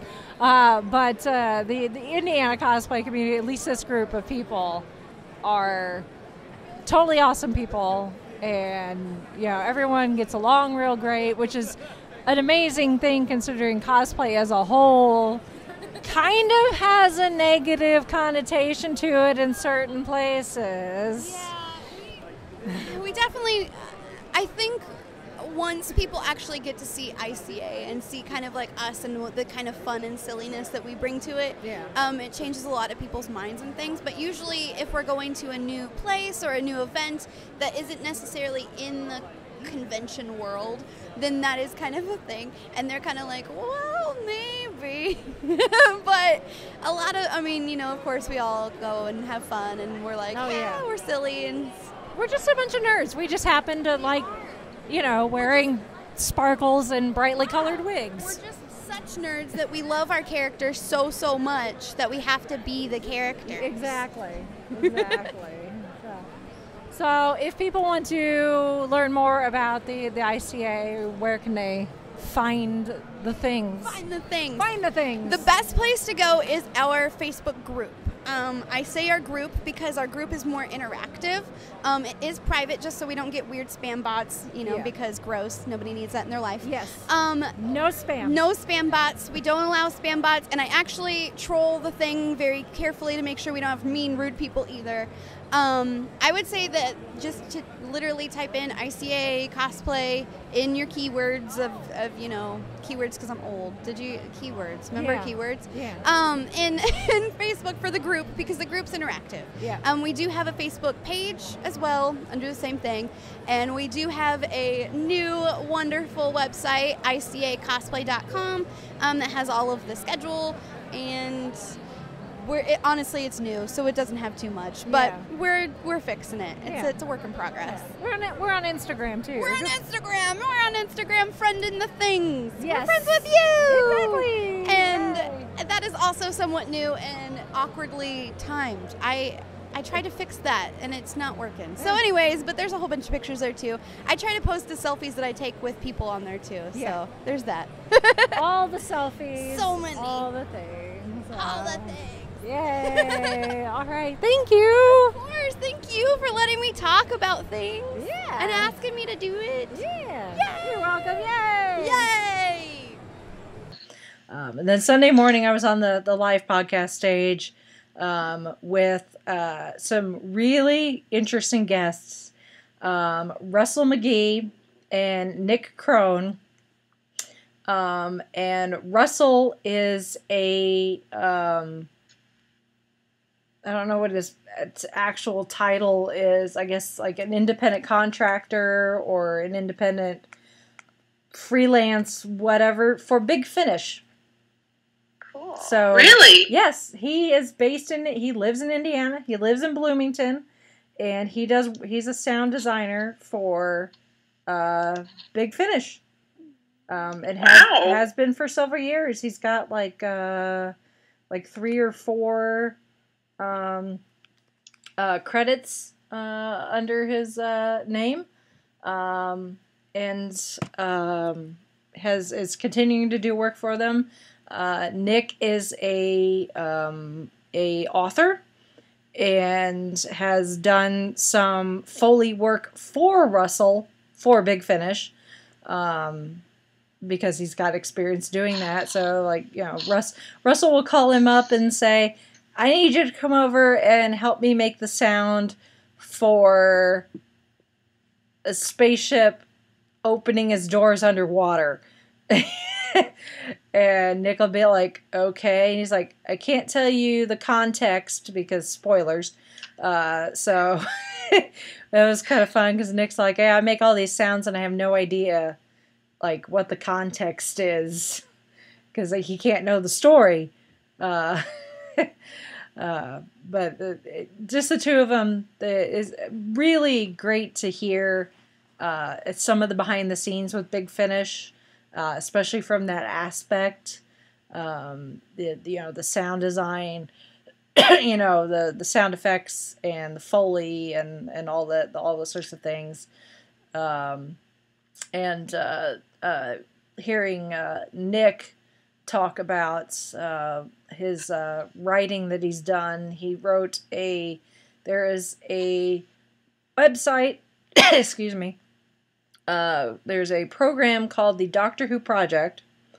It started back in the Wilderness years, just like Big Finish did, in Canada, where some Doctor Who fans were, there during the Wilderness years going, there's no Doctor Who. We want Doctor Who. How can we get some Doctor Who? Let's write our own. And they've been doing that ever since. It's not sanctioned by the BBC or anything. It's not canon. But they've just enjoyed doing it so much that it's still going. And so they get Doctor Who fans that write stories. Sometimes they are with canon, I'm doing air quotes here, the doctors and companions we know. And then sometimes they are alternate doctors and alternate companions. So you can kind of think of it as a whole, alternate timeline, wibbly wobbly, timey wimey thing, I guess, if you want.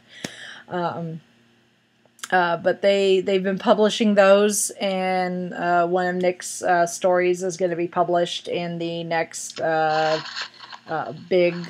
next book that gets or the next series that gets published later this year. And he told me a little bit about the story, but obviously spoilers, so he's not gonna give away too much. But I may have name dropped Traveling the Vortex and Sean specifically. So Sean, you may want to look into this. It's obviously it's not BBC sanctioned. It's not quite the same as the candy bar, candy jar books with the Lethbridge Stewarts and all that. But it's Sean and any other aspiring writers out there, you want to flex your muscles, specifically with Doctor Who. This is an option for you. So we're always looking for stories and artists as well to do art for the stories. So. But that's the longest interview of the entire weekend, because we were on the stage for almost an hour, and thankfully they were nice enough to do most of the talking. All right, the Tangents and Squeak continue all the way to PopCon in Indianapolis 2017. We are live on the podcast stage. It is Sunday morning and my throat hurts. Thank goodness I do not have to do all the talking, because I have these two wonderful gentlemen with me. Why don't you go ahead and introduce yourselves? Hello, I'm Russell McGee. I am a sound designer and writer that works with Big Finish Productions. And my name is Nicholas Krohn. I'm an author. I've written a novella that's going to be published soon, and I also help Russell McGee crushing strange things to make monster sounds. And making warbly sounds as an actor for me behind the scenes. And I'm several alien screams as well. Alrighty then. As long as you don't ask me to do any alien screams, I don't think I could give you anything right now. Yeah, we don't want to tear up your throat there, Rachel. No, thank you. You've done enough. Yeah, thank you. All right, so I guess we'll start with you, Russell. Okay. I guess for the people here looking at us, not looking at us, and the people that will be listening to this later. This is the disembodied voice of Carl. Carl, right the above man. us. Hi, Carl. Carl was my first victim when the podcast stage started 3 years ago. You can't see him, but he's defying death. Yeah, leaning over the balcony above us. One of the main coordinators here at PopCon. Yes.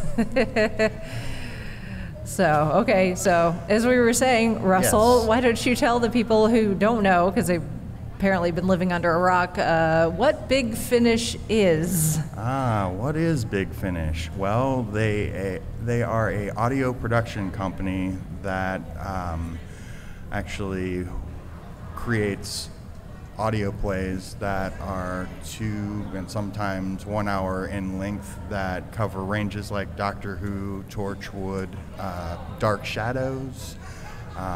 They've done Stargate, Highlander, just to name a few. So they have quite a few licenses that they work with, and they also then bring in the original cast members to come back and reprise their roles, and then create these new stories with classic doctors and the other ranges as I was talking about. And now in 2014, I actually met up with Jason Hierle in Chicago TARDIS and had expressed an interest in actually becoming involved with them. And fortunately, Nick and I had just created a web series that was picked up and selected at the Irvine Film Festival, and Jason was okay with that. So he was like, okay, why don't you go ahead and contact us through the website, and we'll have you audition, because we're always looking for sound designers, and we'll see what you got. And then after a 6-month audition process. Wow. Yes.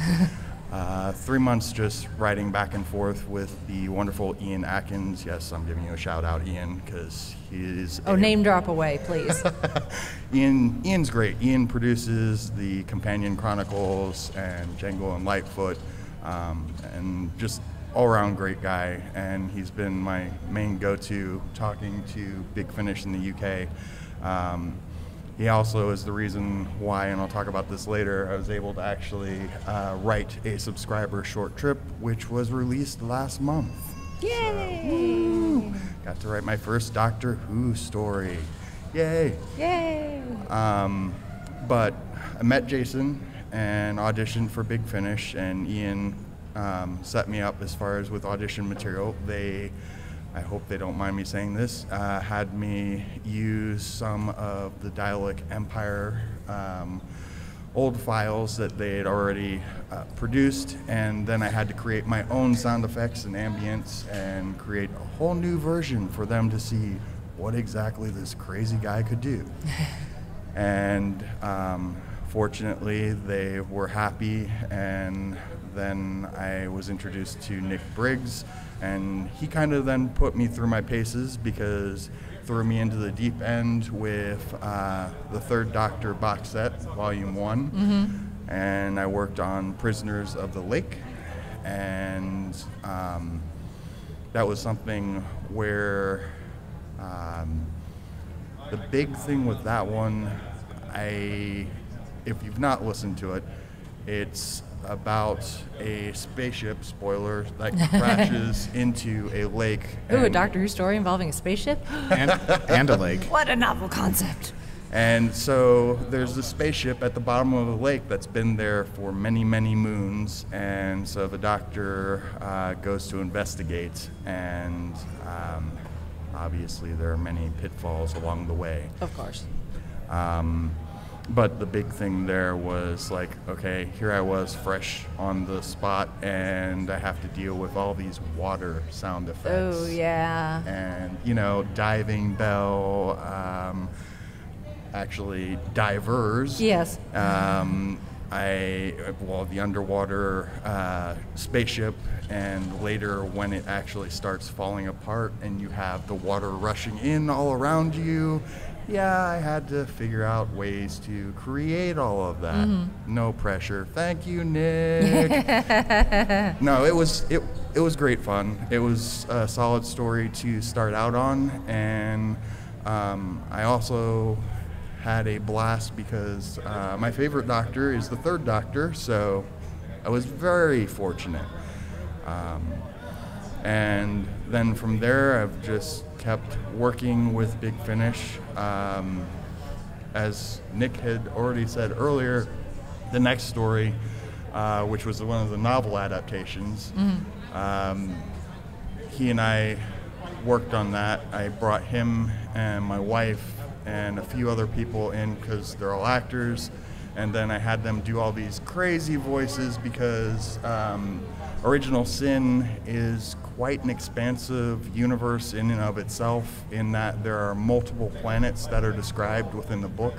So I had to have all these different types of aliens that also had never been created before for Big Finish or otherwise. So one of them was Dantalion, who's a Beeristrop, as I say that. And the thing that was fun about Dantalion is that he is this insectoid. So I got some like grasshoppers and some crickets and stuff, and I added in these little sounds in between as he's talking to make it sound that insectoid sound. Another one that was fun was the Ulians, because they were a race of birds, and so I had like geese sounds and things like that that I, again, cut in between the actual dialogue that the actors were saying to try and bring these characters to life and make it believable. That's a huge thing for myself, as I always try to add in little touches like that, just so it is something that's more believable and something that you as an audience can connect with. And so, Nick, describe what it was like having to do a bunch of those crazy alien voices. We've known each other for 19 years now, and I've kind of gotten used to every now and then I'll get a phone call, and he won't always tell me what's going on. He'll say, "Hey, I need you to come over this week." Always fun. It's like, "I need you to come over." He's like, "Why?" I'm like, "I need you to get on the bottom of my shower with some of my wife's shoes and tap dance with it." And I'm like, "Why?" And I don't know, was that for the... Yes, that for was... the Ulians, did that end up being, well, Emily's shoes or your garden implements? Because I think we tried both. It was it was the shoes that ended up working the Yeah, best. so, and the reason why Nick was tap dancing with my wife's shoes. I love the visual I have in my head. I've never read the novel. I know nothing, and he's not allowed to tell me almost anything. And I'm like, why do I have to go into the shower? He's like, well, the planet's made of metal.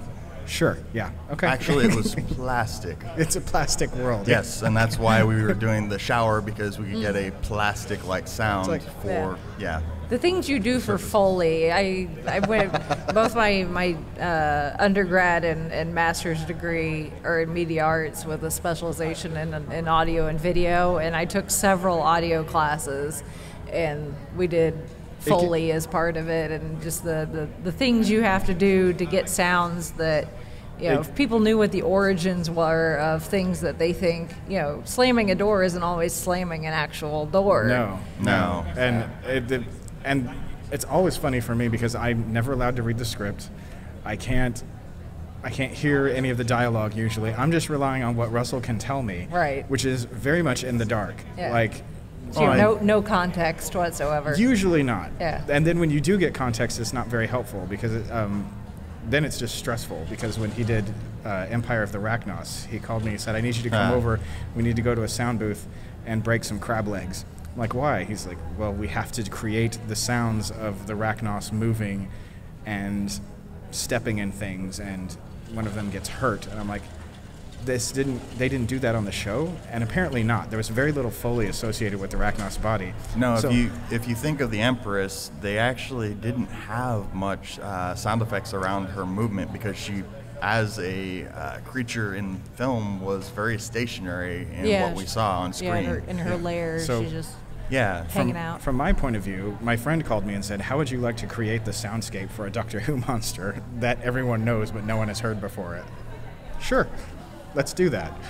Yeah, and likewise, actually, even before contacting Nick, when David Richardson asked me to do this, I was like, 8-foot spiders? Yeah, that would be awesome. So we got to do this, and, Nick touched on it a little bit in that we spent 6 hours in the recording studio with king crab legs, a cat litter box, a paver, and a baking tin to try and create all the different surfaces and the sounds of the Rachnos moving about. And obviously, as we're doing it, it's just 1 or 2 layers of the sound as far as the footsteps, and then in post I had to layer that 5 times to make it sound like they had 8 legs. Yeah. And then imagine that you have this squishy, gooey crab leg, and we have many crab legs that we're dealing with like this. Rapidly I bet that aging smelled crab wonderful legs. by the time you were done. Yeah. It didn't smell good at the beginning. No. I have virtually no sense of smell. I Yeah. can't smell anything that's less than an inch from my face. I was dying. Really? It was so bad. Yeah, and to help you visualize this, we're maybe in a 4x6 little sound recording booth. And so, yes, by the end of 6 hours, those crab legs were smelling very right. This platform is roughly the size of four card tables. We had about half that space, and we were completely enclosed and soundproofed, and there was no ventilation. Yep. Yeah. So Nick's actually helped me out a couple different times with stuff like that, not just with Foley. He also was able to, in another story, The Silent Scream, do some voices of actors and stagehands, because the opening sequence called for a 1930s Hollywood studio set where they were filming the next big picture, and so I needed a bunch of actors even beyond what they had provided me with, because there just wasn't enough voices to layer it to make it sound like a busy studio. Right. So, and on that occasion, I actually brought in 4 different actors in addition to what I already had with the Walla from Nick Briggs, which, for those at home that don't know what Walla is the technical term for actually just background actors that are acting in a scene to make it sound like it's a filled room. actually, if you want to know what it sounds like, if we all just stop talking for 3 seconds, what you just heard was Walla. It's all those crowd noises that don't make any sense. Yeah. And in Original Sin, one of them the things that get thrown at me are terrible. Like, I need you to talk like you're a tape run backwards. Yeah. I said, what? Like, can't you just run it backwards? He's like, no, but do it anyway. And what else did I have you do? I'm trying to think of the other alien voices we did with that, where not just backward, because I had you do one that was like parcel tongue. Yeah, and then there was one that was Jabba the Hutt from Brooklyn, angry. Yeah. No, that was really what I was told. Don't laugh, because hey, I need you to talk like a can opener. Sure. Oh my. Oh. And as Nick also said earlier, we've known each other going on 19 years, so we have some quirks and stuff that we know each other. No, we have known each other 19 years. We're now going on 20. Fair. But the other capacity that we know each other in is as writers, and we've actually worked with each other a lot longer in that capacity than just about anything else, because we met in 98, right?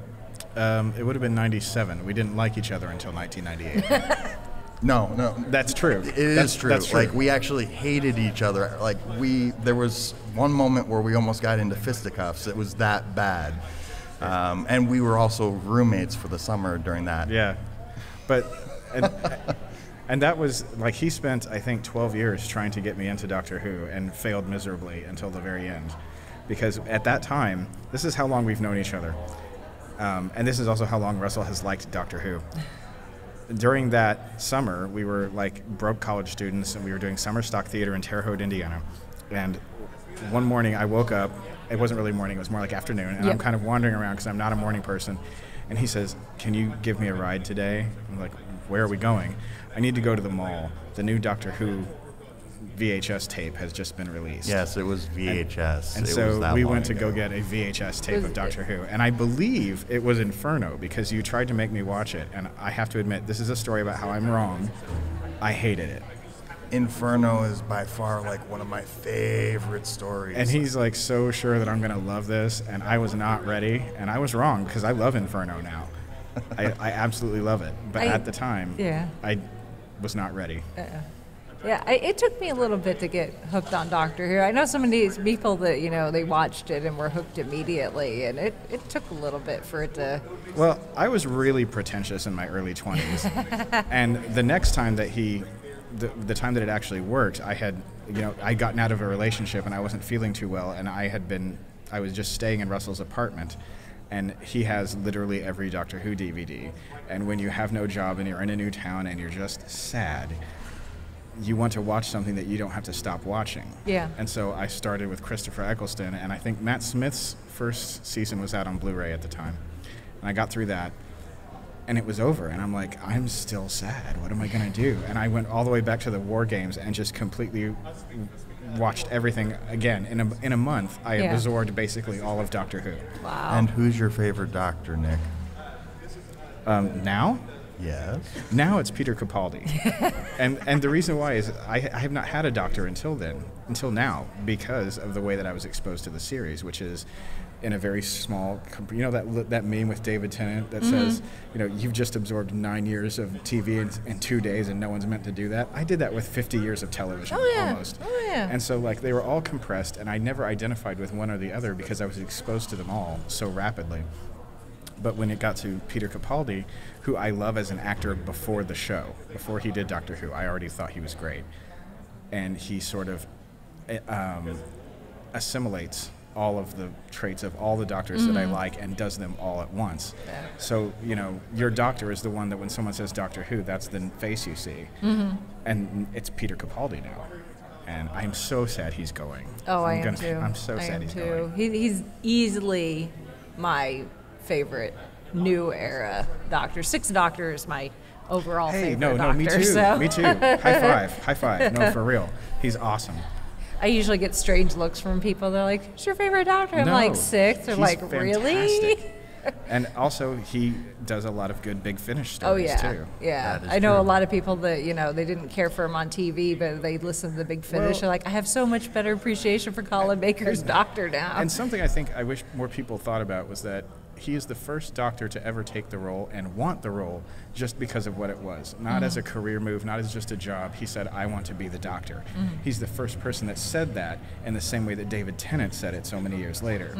And I think that makes him important. And I think he's amazing and fun, and I hope he keeps doing Big Finish until he's a great ambassador for the brand too. Absolutely. As a whole. Nobody loves it more. He's a lot like George Takei in that way. That like he loves his franchise so much. So Nick, tell us about your like short story book, something. The Doctor Who project is it technically? It's fan fiction that is run by a group of people in Canada by this lovely guy named Bob Furnell. He is sort of the main guy, I think. At least he's the one that I end up talking to most of the time. And what they decided to do years ago was continue the show. So, like the one that's coming out this year will be season 41, and they ignore all the. This was back whenever we were going through those dark times, and there was no. I jumped on the project's website, and it was like it's almost like how Big Finish got started, where it was during the wilderness years, and people were just like, we need Doctor Who, and they're up to their 10th Doctor now, and I had gotten an idea for a Doctor Who story that dealt with robots and civil rights, and I didn't know what to do, and the deadline was coming up, and I ended up writing a story called Moondust that is actually going to be, I'm pretty sure, their season finale when it comes out, which I'm kind of proud of. I'm really happy with the way the story turned out. It's a murder mystery that takes place on the moon involving robots, and the way that I came up with the idea in the end was I Googled what will kill you in space. And what I came up with was the surface of the moon is deadly. Even if it had an atmosphere, it would still be deadly. The surface of the moon is covered in about 6 inches of material from cometary impact, which basically means it's powdered glass. Okay. The entire surface of the moon is covered in powdered glass. And so when they went to the moon, it got into everything. Like they were getting black lung. They would have gotten black lung, the astronauts, when they came back from the moon. They was getting into everything. Their boots were made of like Kevlar, came from that. And they almost broke their air seals because the glass on the moon, it was so fine, but it was still ripping away at their boots. And so everything on the moon, when we build colonies there, will have to be absolutely sanitized for dust. And that's where the title comes from, is Moondust. And the Doctor and his companion Hannah show up on the moon. They get some gyros because for some reason, I don't know why, but they end up, there's a lot of eating in the story, which is weird because I don't like to write food, and they stumble upon the dead body of a robot covered in dust from the moon, which sets off an alarm, and of course they're stopped by the authorities and suspected, and the story starts. Okay. But it's about robots and civil rights and how we treat people, whether or not they're human. And it also has a car crash in it, so that's fun too. All right. Awesome. And Bob asked us to actually do a little plug for them. Which we are more than happy to do. They actually do take open submissions. They're always looking for new writers. So if anybody out there is interested, just look up the website, www.thedoctorwhoproject, no spaces in between.com. And they're very, very nice people. They'll bend over backwards to help you out, and they're always, as I said, looking for new content. So they're willing to hear your pitch and see what you have to offer. And they also do another series called Brief Encounters, which are short stories with the television doctors. So you can also, if you have a 7th Doctor story or something, there's a place for that too. You don't have to write necessarily for their new doctors. But I actually had a lot of fun doing this weird alternate universe Doctor and the companion. So, that's the nice thing about Doctor Who is like you can write something and be like, oh, it's an alternate timeline because time travel's involved. And the strength of it is its plasticity. Yeah. And that's one of the reasons why I like it so much is because, and again, in a single month, I saw that concept stretched and twisted and bent and tied into a knot and untied again several times. So that really appealed to me, and it's probably why I love it so much. That is part of the brilliance of the way the series was developed in the first place. With regeneration, I mean, you're able to reinvent the character every single time you have a new actor. And so I don't know that the story will ever really cease, and it'll give more and more opportunities to tell different and exciting stories, whether it's in time or space. Mm-hmm. Yeah, I mean, if it ever stops, it's definitely, our fault, not the fault of the concept itself, which is built to be eternal. Yeah. So I don't see any reason why it would ever stop, or should ever. I don't want to think about it. It makes me want to cry. I don't Those think. would be Just sad. having the year off last year is that was tough. Well, I mean, I think now it's technically bigger than Star Trek, and Star Trek cannot be killed. Like there's nothing you can do to Star Trek to stop it, and so I think Doctor Who is now easily in that class if it ever wasn't.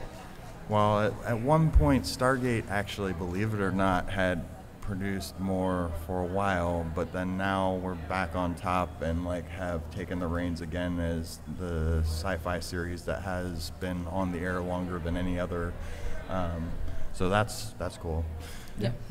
I'll take that. Yeah. And another plug for Big Finish, if you look at the number of hours of Doctor Who content that Big Finish has created versus 50 years of television, Big Finish has blown them out of the water in terms of running time. So you'll never run out. We like to say anytime Big Finish makes an announcement for a new box set or something on the show, when we do our news segments, it's like, yay, Big Finish announced this, and it's like, yay, I'm excited, my wallet is crying. Again, being so late to the party as I was, it's really daunting. The content isn't daunting.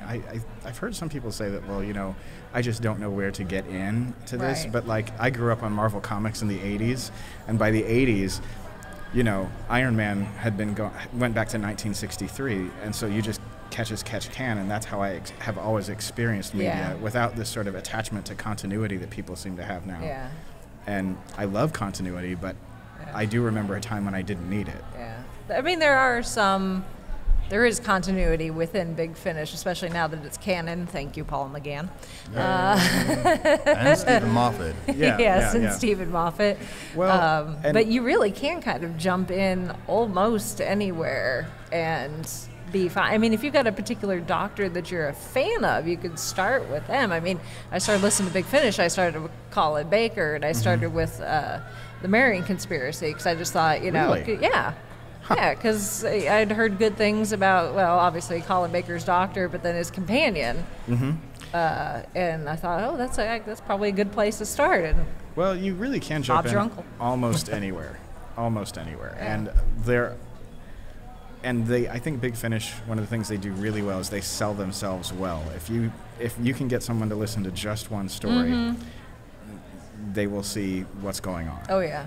The consistency of their quality is amazing. It's really interesting. Yeah, I'm just sad that there's not enough hours in the day to just constantly listen to Big Finish. It's like, the main line just by itself is just humongous, and then they keep making announcements for these box sets. I mean, they just made the announcement about the war, the War Master with Derek Jacobi. Derek Jacobi. So And Derek. it's like, okay, yay, more Big Finish, but where am I going to find time to listen to all and this? that's the thing, is that once a week, Russell and I get together to write and exchange ideas and give each other notes on whatever we're doing. And the nice thing about 4 hours of driving is that I do have time for that. Yeah. And even then I feel like I'm crawling, but it's okay, because I know now that I'm pushing 40 so hard now that it's starting to push back. I know that I'm going to die with this big stack of books next to my bed that will never get read. And if there's a big stack of Big Finish stories there too, that's okay. At least I never ran out. You know? That's true. You almost don't want to get to the end. I don't. I never want to get to the end. So anything else? I know when I talked to you yesterday, you're like, we've got stories. We love stories. You love stories. So many this is your chance to regale us with any fun tidbits or stories or plug anything or We got time. We can hold off on the plugging. Well, still bouncing off of Nick with actually the Doctor Who project. Another thing that they also work on is the Temporal Logbook. I don't know if anybody is familiar with that, but it's a anthology series that they have been doing as a publication for charity. And they do that through Pencil Tip Publications, we love you, Bob. We know what it's called.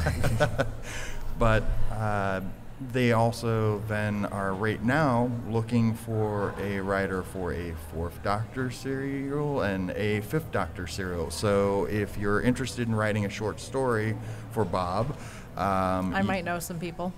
You might want to check out www.penciltippublishing.com, and also I can provide Rachel with a link to the submission guidelines so that she can provide that to you listeners out there. Sean, I'm talking to you. I know you're going to hear this later. We've got a brother podcast, which is how our podcast came from, was us all being Doctor Who fans and listening to the same podcast and finding each other via social media. But theirs is a Doctor Who specific podcast called Traveling the Vortex. There you go, guys. Nice plug right there.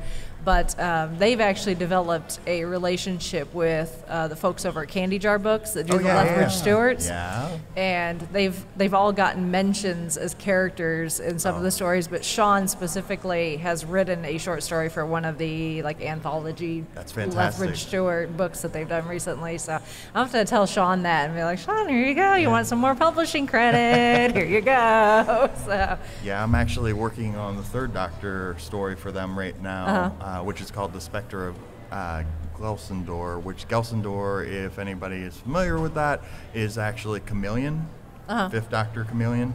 And so that's where Chameleon came from. And so this character that I developed is actually a earlier version of what Chameleon becomes as an android.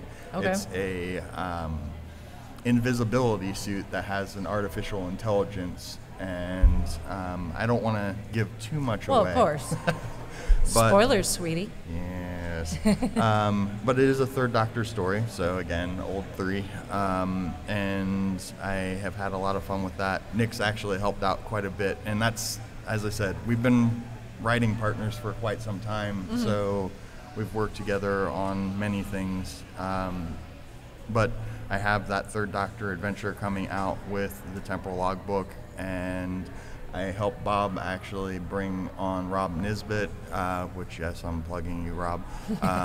But Rob has written several short stories for Big Finish and done the short trips. And anybody who's interested should check out the 2nd Doctor Volume 1, because he wrote a fantastic story in there. And then the other thing that just came out last month, and I think I might have mentioned this at the beginning, is I had my first short trip come out as a subscriber short, and it's called The Horror of High Bracel.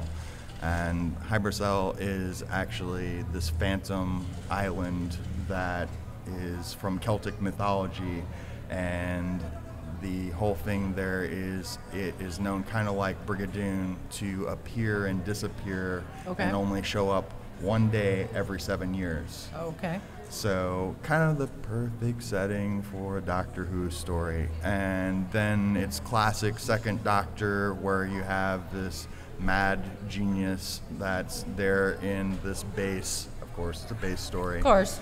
And then I have Jamie and Zoe in there. So Jamie actually has a little bit more to do here because of it being set with the Celtic mythology and everything. Kind of his thing, being a Scotsman. Yeah. He actually knows a few things that Zoe and the Doctor don't know this time.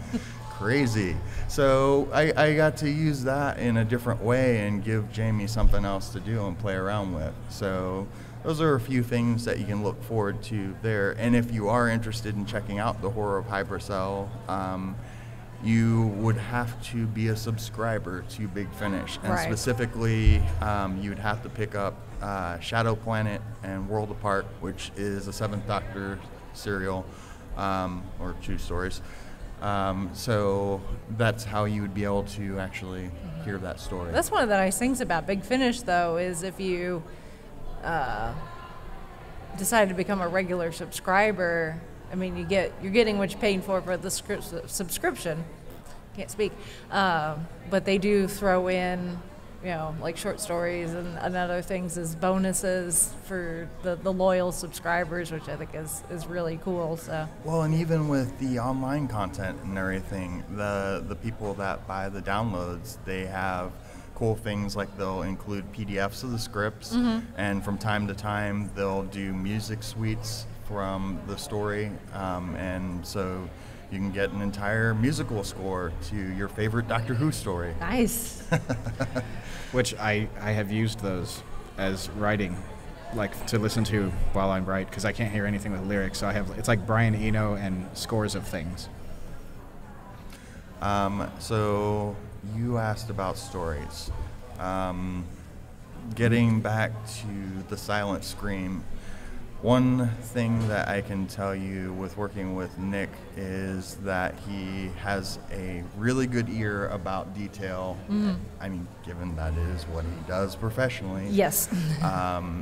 He was a stickler as far as what we needed to do with John Leeson's voice and making sure K9 sounded exactly right. Right. And one of the things there is that as sound designers, we have different platforms as far as editing programs that we're working with. I personally use Pro Tools, but there are a couple people that use Adobe Audition, Reaver, a few other different platforms. Within Big Finish, Logic is another big one that many of the sound designers use. But so the point in bringing that up is that there isn't like one way of having all the settings just right to get that K9 voice so it sounds like the little tin dog that we all know and love. Yeah. So, especially when you're trying to recreate digitally something that was made with analog equipment from the 70s. Yes. Right.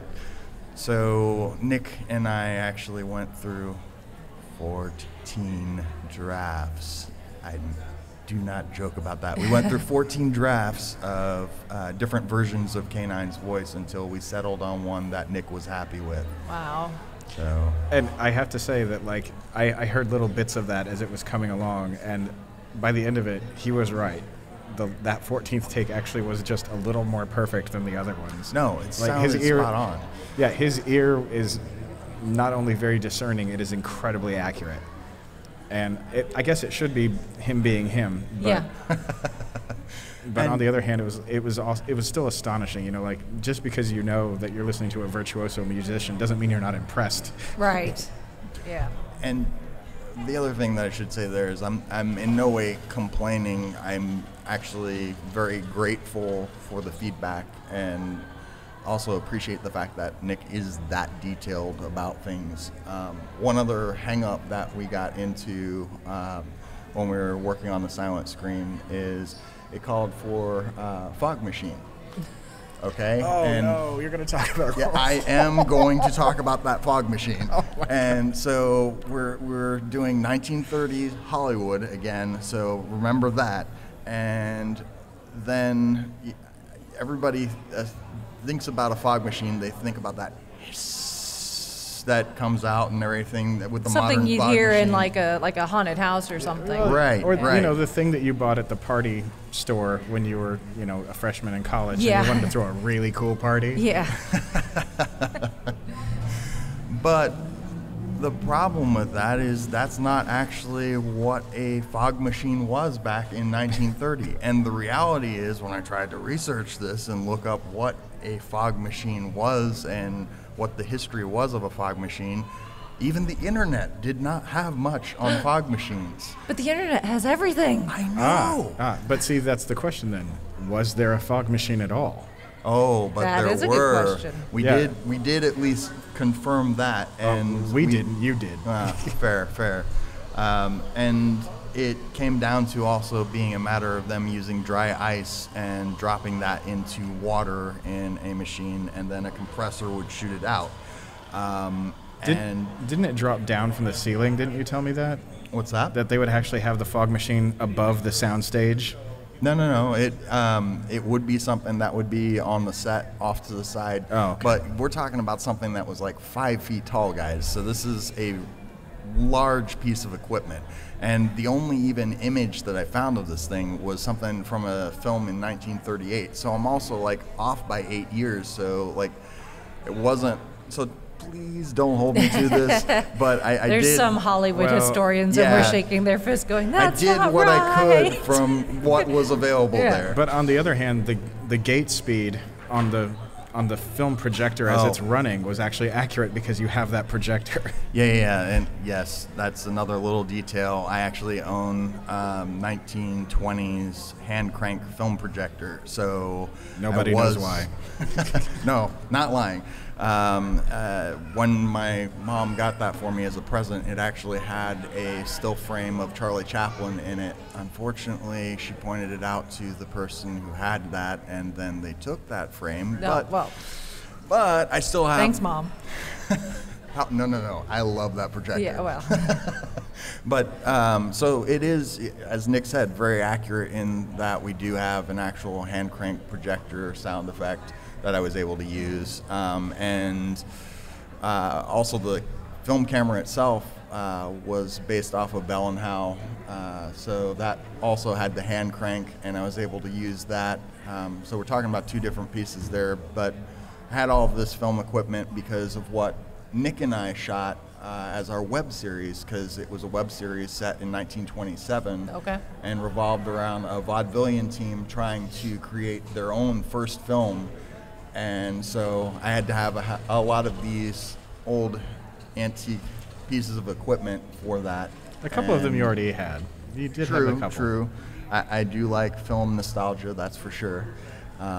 Which I think might be part of the reason that David gave me this story in the first place. I don't know. Play your strengths. Yeah, indeed. But the other fun thing about it is it's also a set at that time in Hollywood where the horror movies were starting to become king, like with Dracula and Frankenstein coming out. So the other thing that I tried to do to pay homage to those classics was there was a section of the script that called for music being played on the radio as the villain did his dastardly deed, which I'm not going to spoil, but I assure you he was being very dastardly. So I'm twirling my mustache. Yes, in true vaudevillian fashion. I wanted to highlight that and actually then pay homage, and what I did was those classics all used Swan Lake, or at least a section of it, to use as their theme music for the films. So I was able to track down a period score of that was recorded from 1930 that was in public domain. So I made sure that we had sync and broadcast rights to be able to use it, and then I also created a faux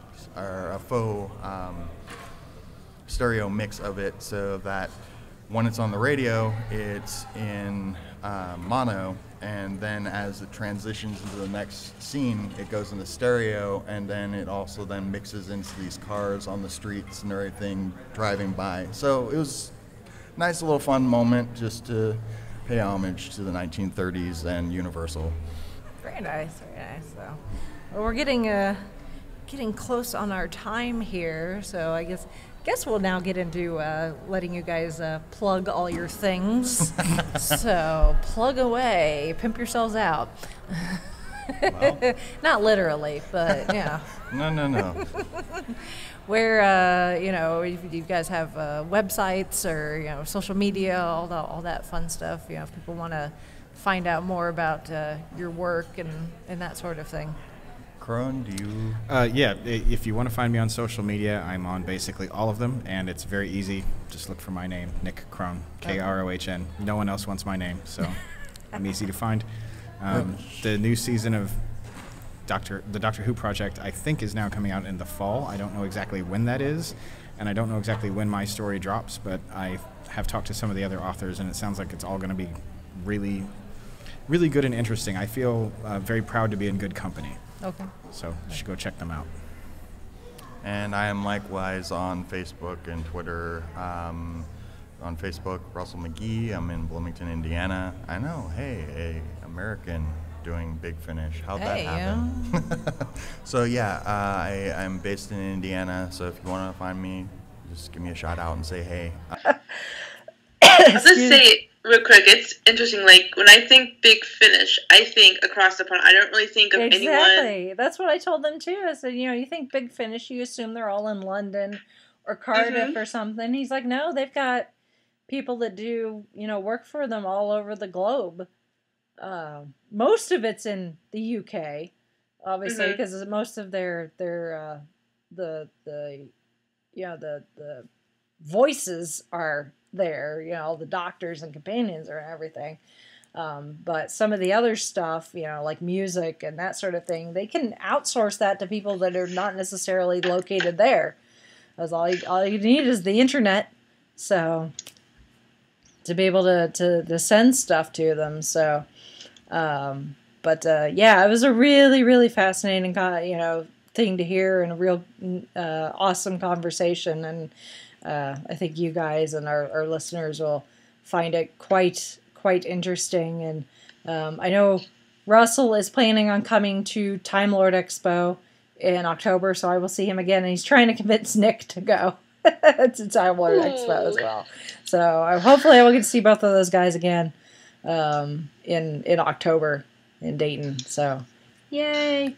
And then that was like the big thing on Sunday. That and the kids costume contest was Sunday, which I can't. They're so adorable. I can't stand it.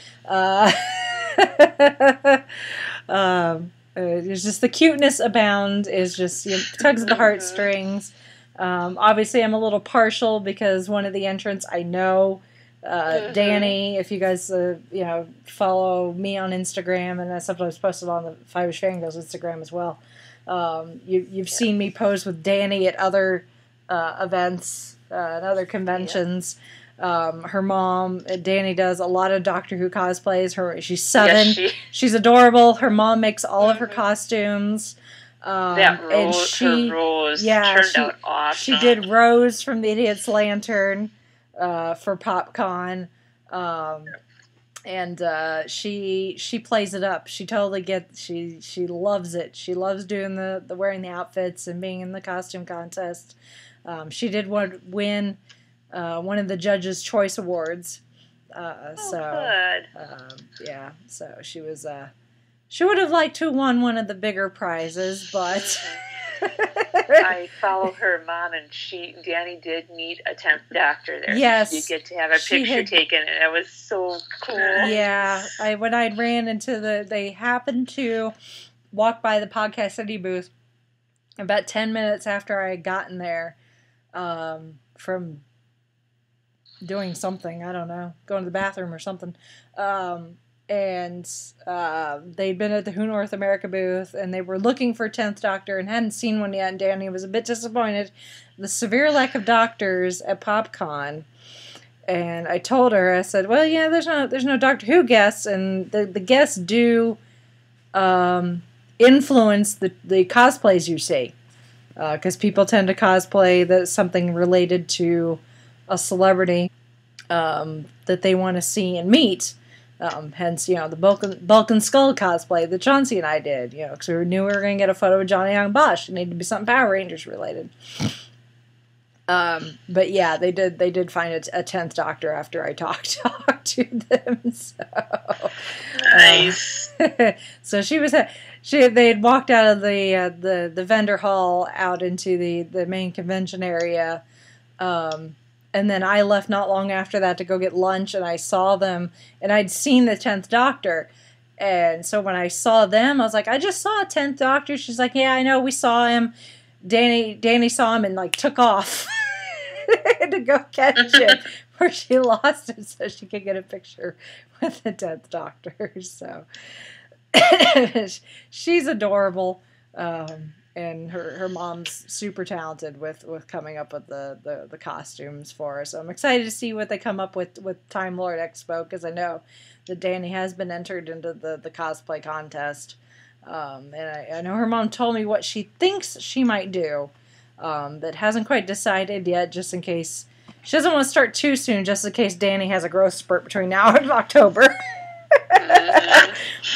As kids sometimes do. I was gonna say, being advanced with kids was a little hard. A little bit. So, but yeah. So PopCon was awesome. I was busier than a busy bee. I barely made it to any panels. I caught like the last 10 minutes of Twisted Tunes because of the Johnny Young Bosch schedule change.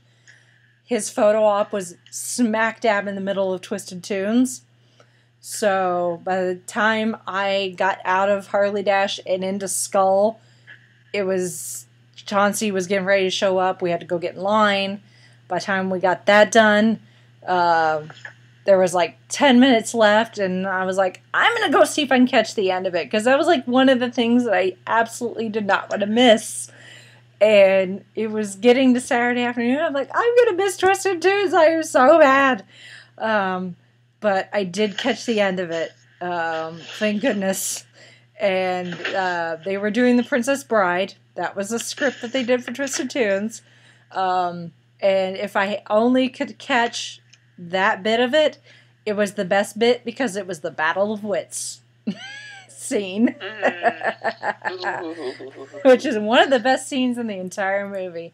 They were actually doing the scene, ended it, and was gonna move on to, I guess, to a different scene as the last scene, and I don't remember who it was. It may have been Jess Harnell, that called an audible and decided they needed to continue the scene.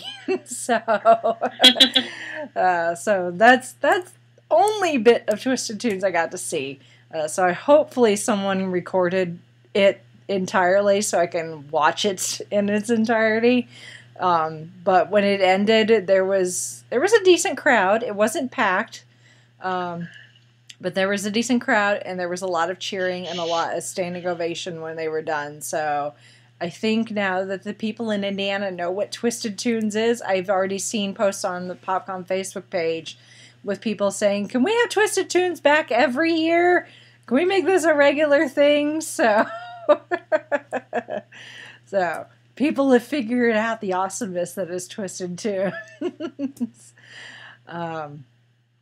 But other than that, I did not really make it to any panels at all. I just did not have the time, because I was so busy either going to an interview, doing the charity stuff with the cosplay, or it was nuts. Absolutely nuts. I did catch the Q&A with the PopCon staff that they always do at the end of the convention. It's always like one of the last panels they do. Carl and some of the other folks in charge go. It gives people a chance to vent, make complaints, give compliments, suggestions for the next year, which I love that they do that. It's great that they allow people to give them feedback right there and then, especially while it's still fresh in everyone's minds. And I think there were some really good suggestions for things that they can do for next and all that. It was funny because they finished the panel, and I raised my hand. And I was like, one more question. Do we know when PopCon's going to be next year? And Carl went, oh, crap. I got to go make an announcement over the PA system before everyone leaves. Because he realized that, yes, they do know when PopCon is going to be next year, but they had not made an official announcement yet. So I scared Carl there for a second. Sorry, Carl.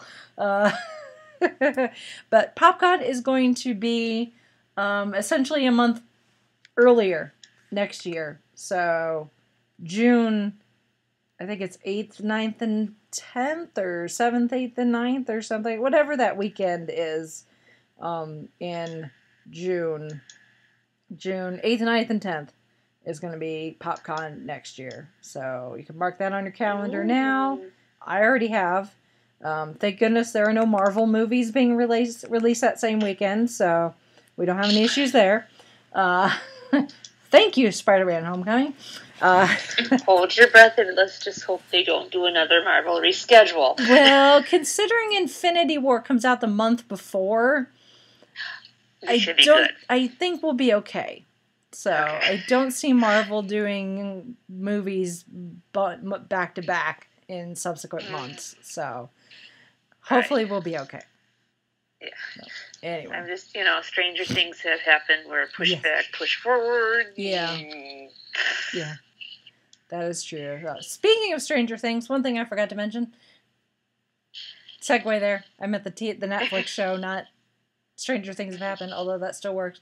Friday night was also speaking of charity, was the pub quiz over at Scotty's Brew House, which Matt Quiet from the Nerds Domain spearheaded that.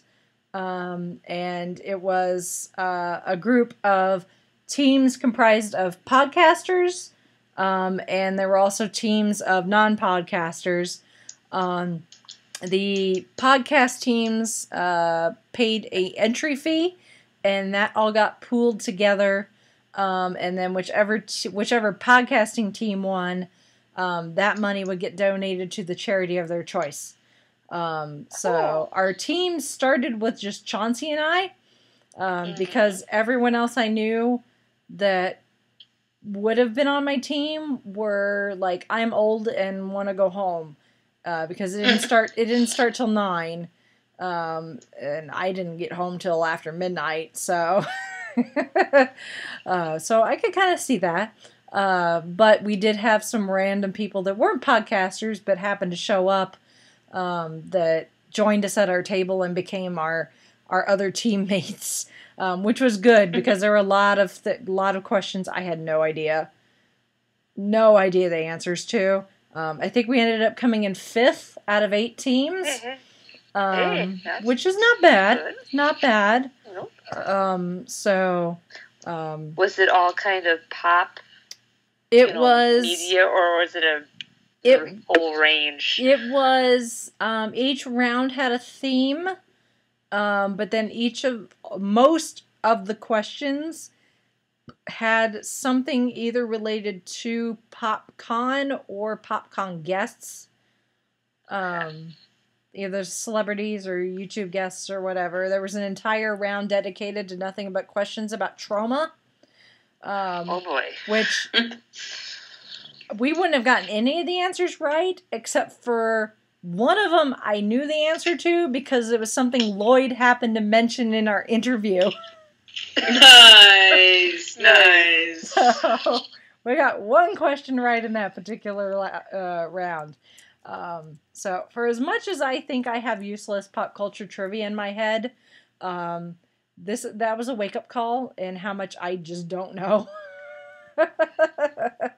Was some of it like you froze because like I know with me like there's stuff I know, but like if I go into like a kind of like quiz type thing, like I totally forgot. Like get that stage fright type thing. Or did you talk yourself out of an answer you knew was right and then you picked the wrong one? There were some that we talked ourselves out of it, and we would have had the question right if we'd just gone with our gut.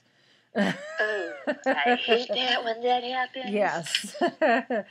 So I don't know what the actual scores came out, so I don't know how far we were behind the winning team.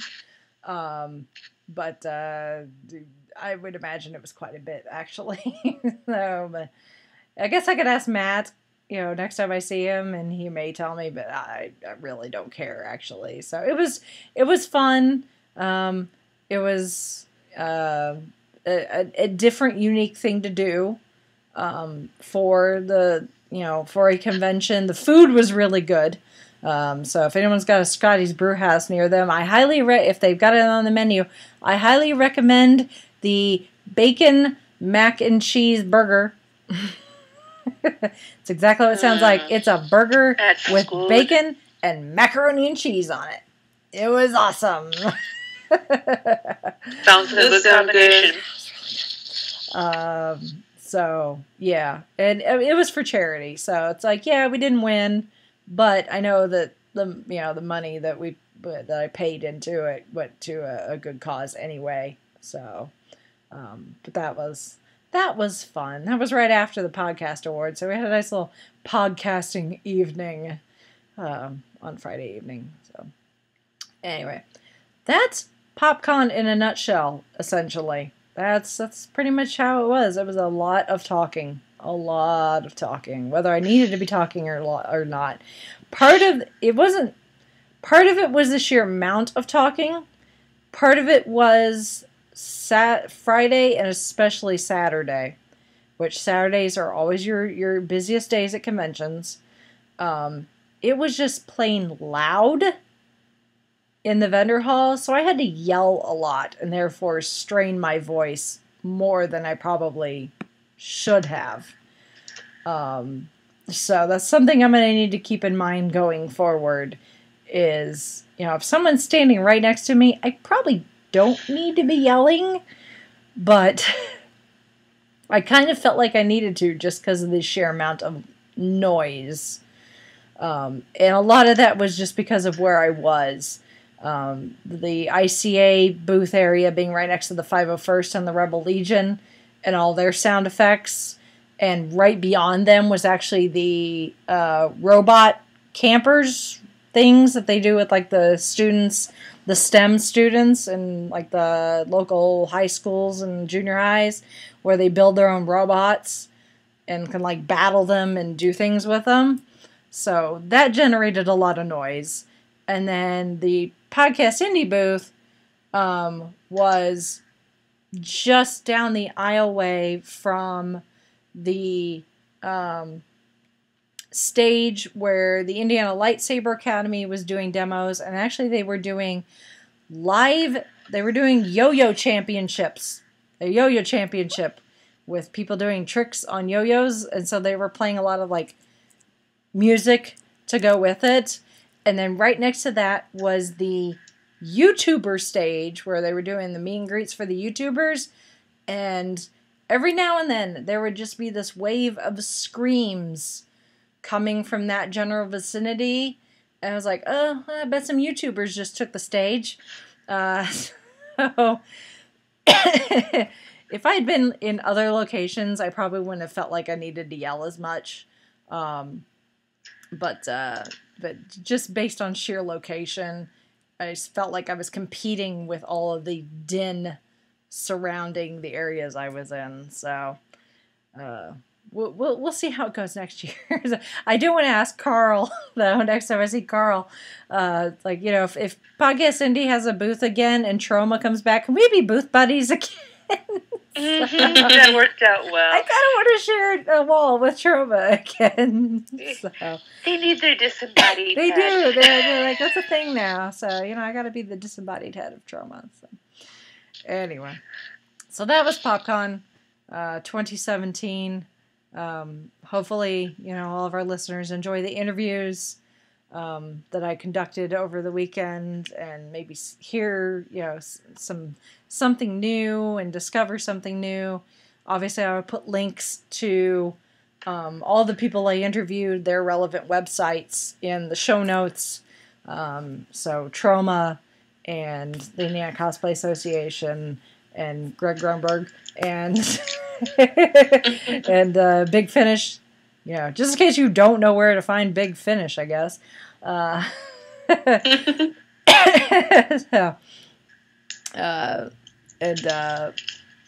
that fun stuff. I've got video. I posted, I think, pretty much all the pictures I took on our Facebook page already, but I've got a lot of video that I need to go through. Hopefully I will get that edited and uploaded sometime this week. I did finally finish the In Conjunction video, so that will get uploaded and posted here shortly. And then the PopCon video will come at some point when I find the time. So that'll give me something to do that doesn't require talking. which is always a good thing. So, all right. With that, dear listener, I guess if anyone was at Indy PopCon and wants to give their feedback on how their time at Indy PopCon went, you can send that to us. The easiest way to get a hold of us is via our website, which is the5ishfangirls.com. Is it the5ishfangirls or the5ishfangirlspodcast.com? Why can I not remember our URL? That makes me feel really forgetful. Anyway, it's something. Just Google us. You'll find it. Or go to the5ishfangirls.com. That's what it is.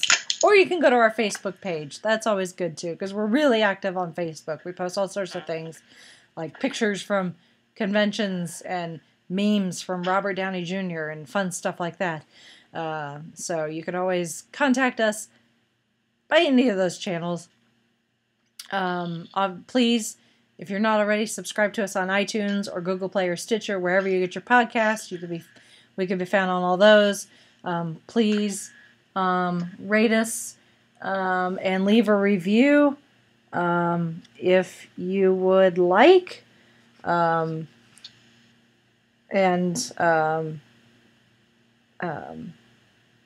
We would be ever so grateful if you did that. Also on our website is the link for the Goodreads Book Club. You can join the book club and talk about Doctor Who books every month. I'm still so far behind, and now I have even more to read, thanks to the people I talked to over the weekend. There's also the link to our Patreon.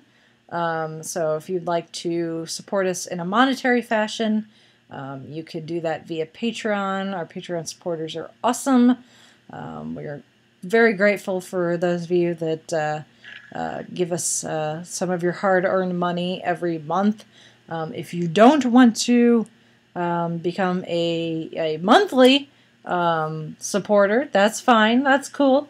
You can also support us by shopping at Amazon through our Amazon link, which is also found on our website. Just click on that, shop at Amazon like normal.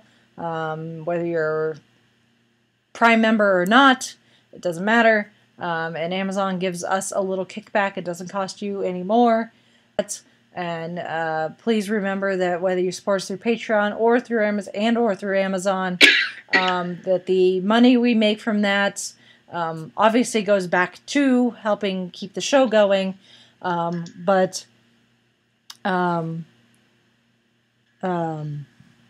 also a portion of that will go towards the Fangirls Give Back, which is our own charity initiative, where we've got some chosen charities to those charities at the end of the year with your guys' help. It is our way of paying it forward. And I think that's it as far as things. And I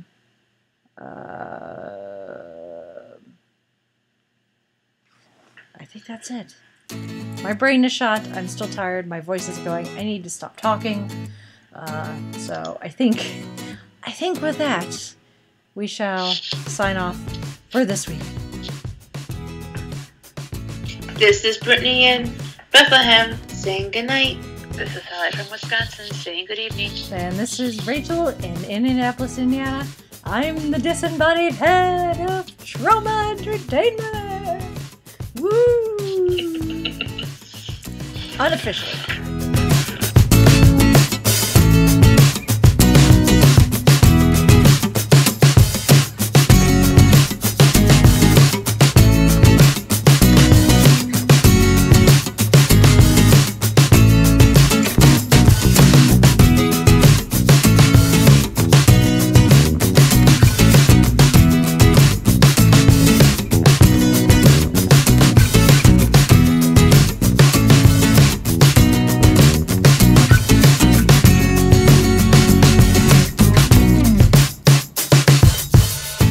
You have been listening to the 5-ish Fangirls podcast. Any and all movies, books, games, and other forms of media mentioned are owned and operated by the respective copyright holders. No copyright infringement is intended or implied.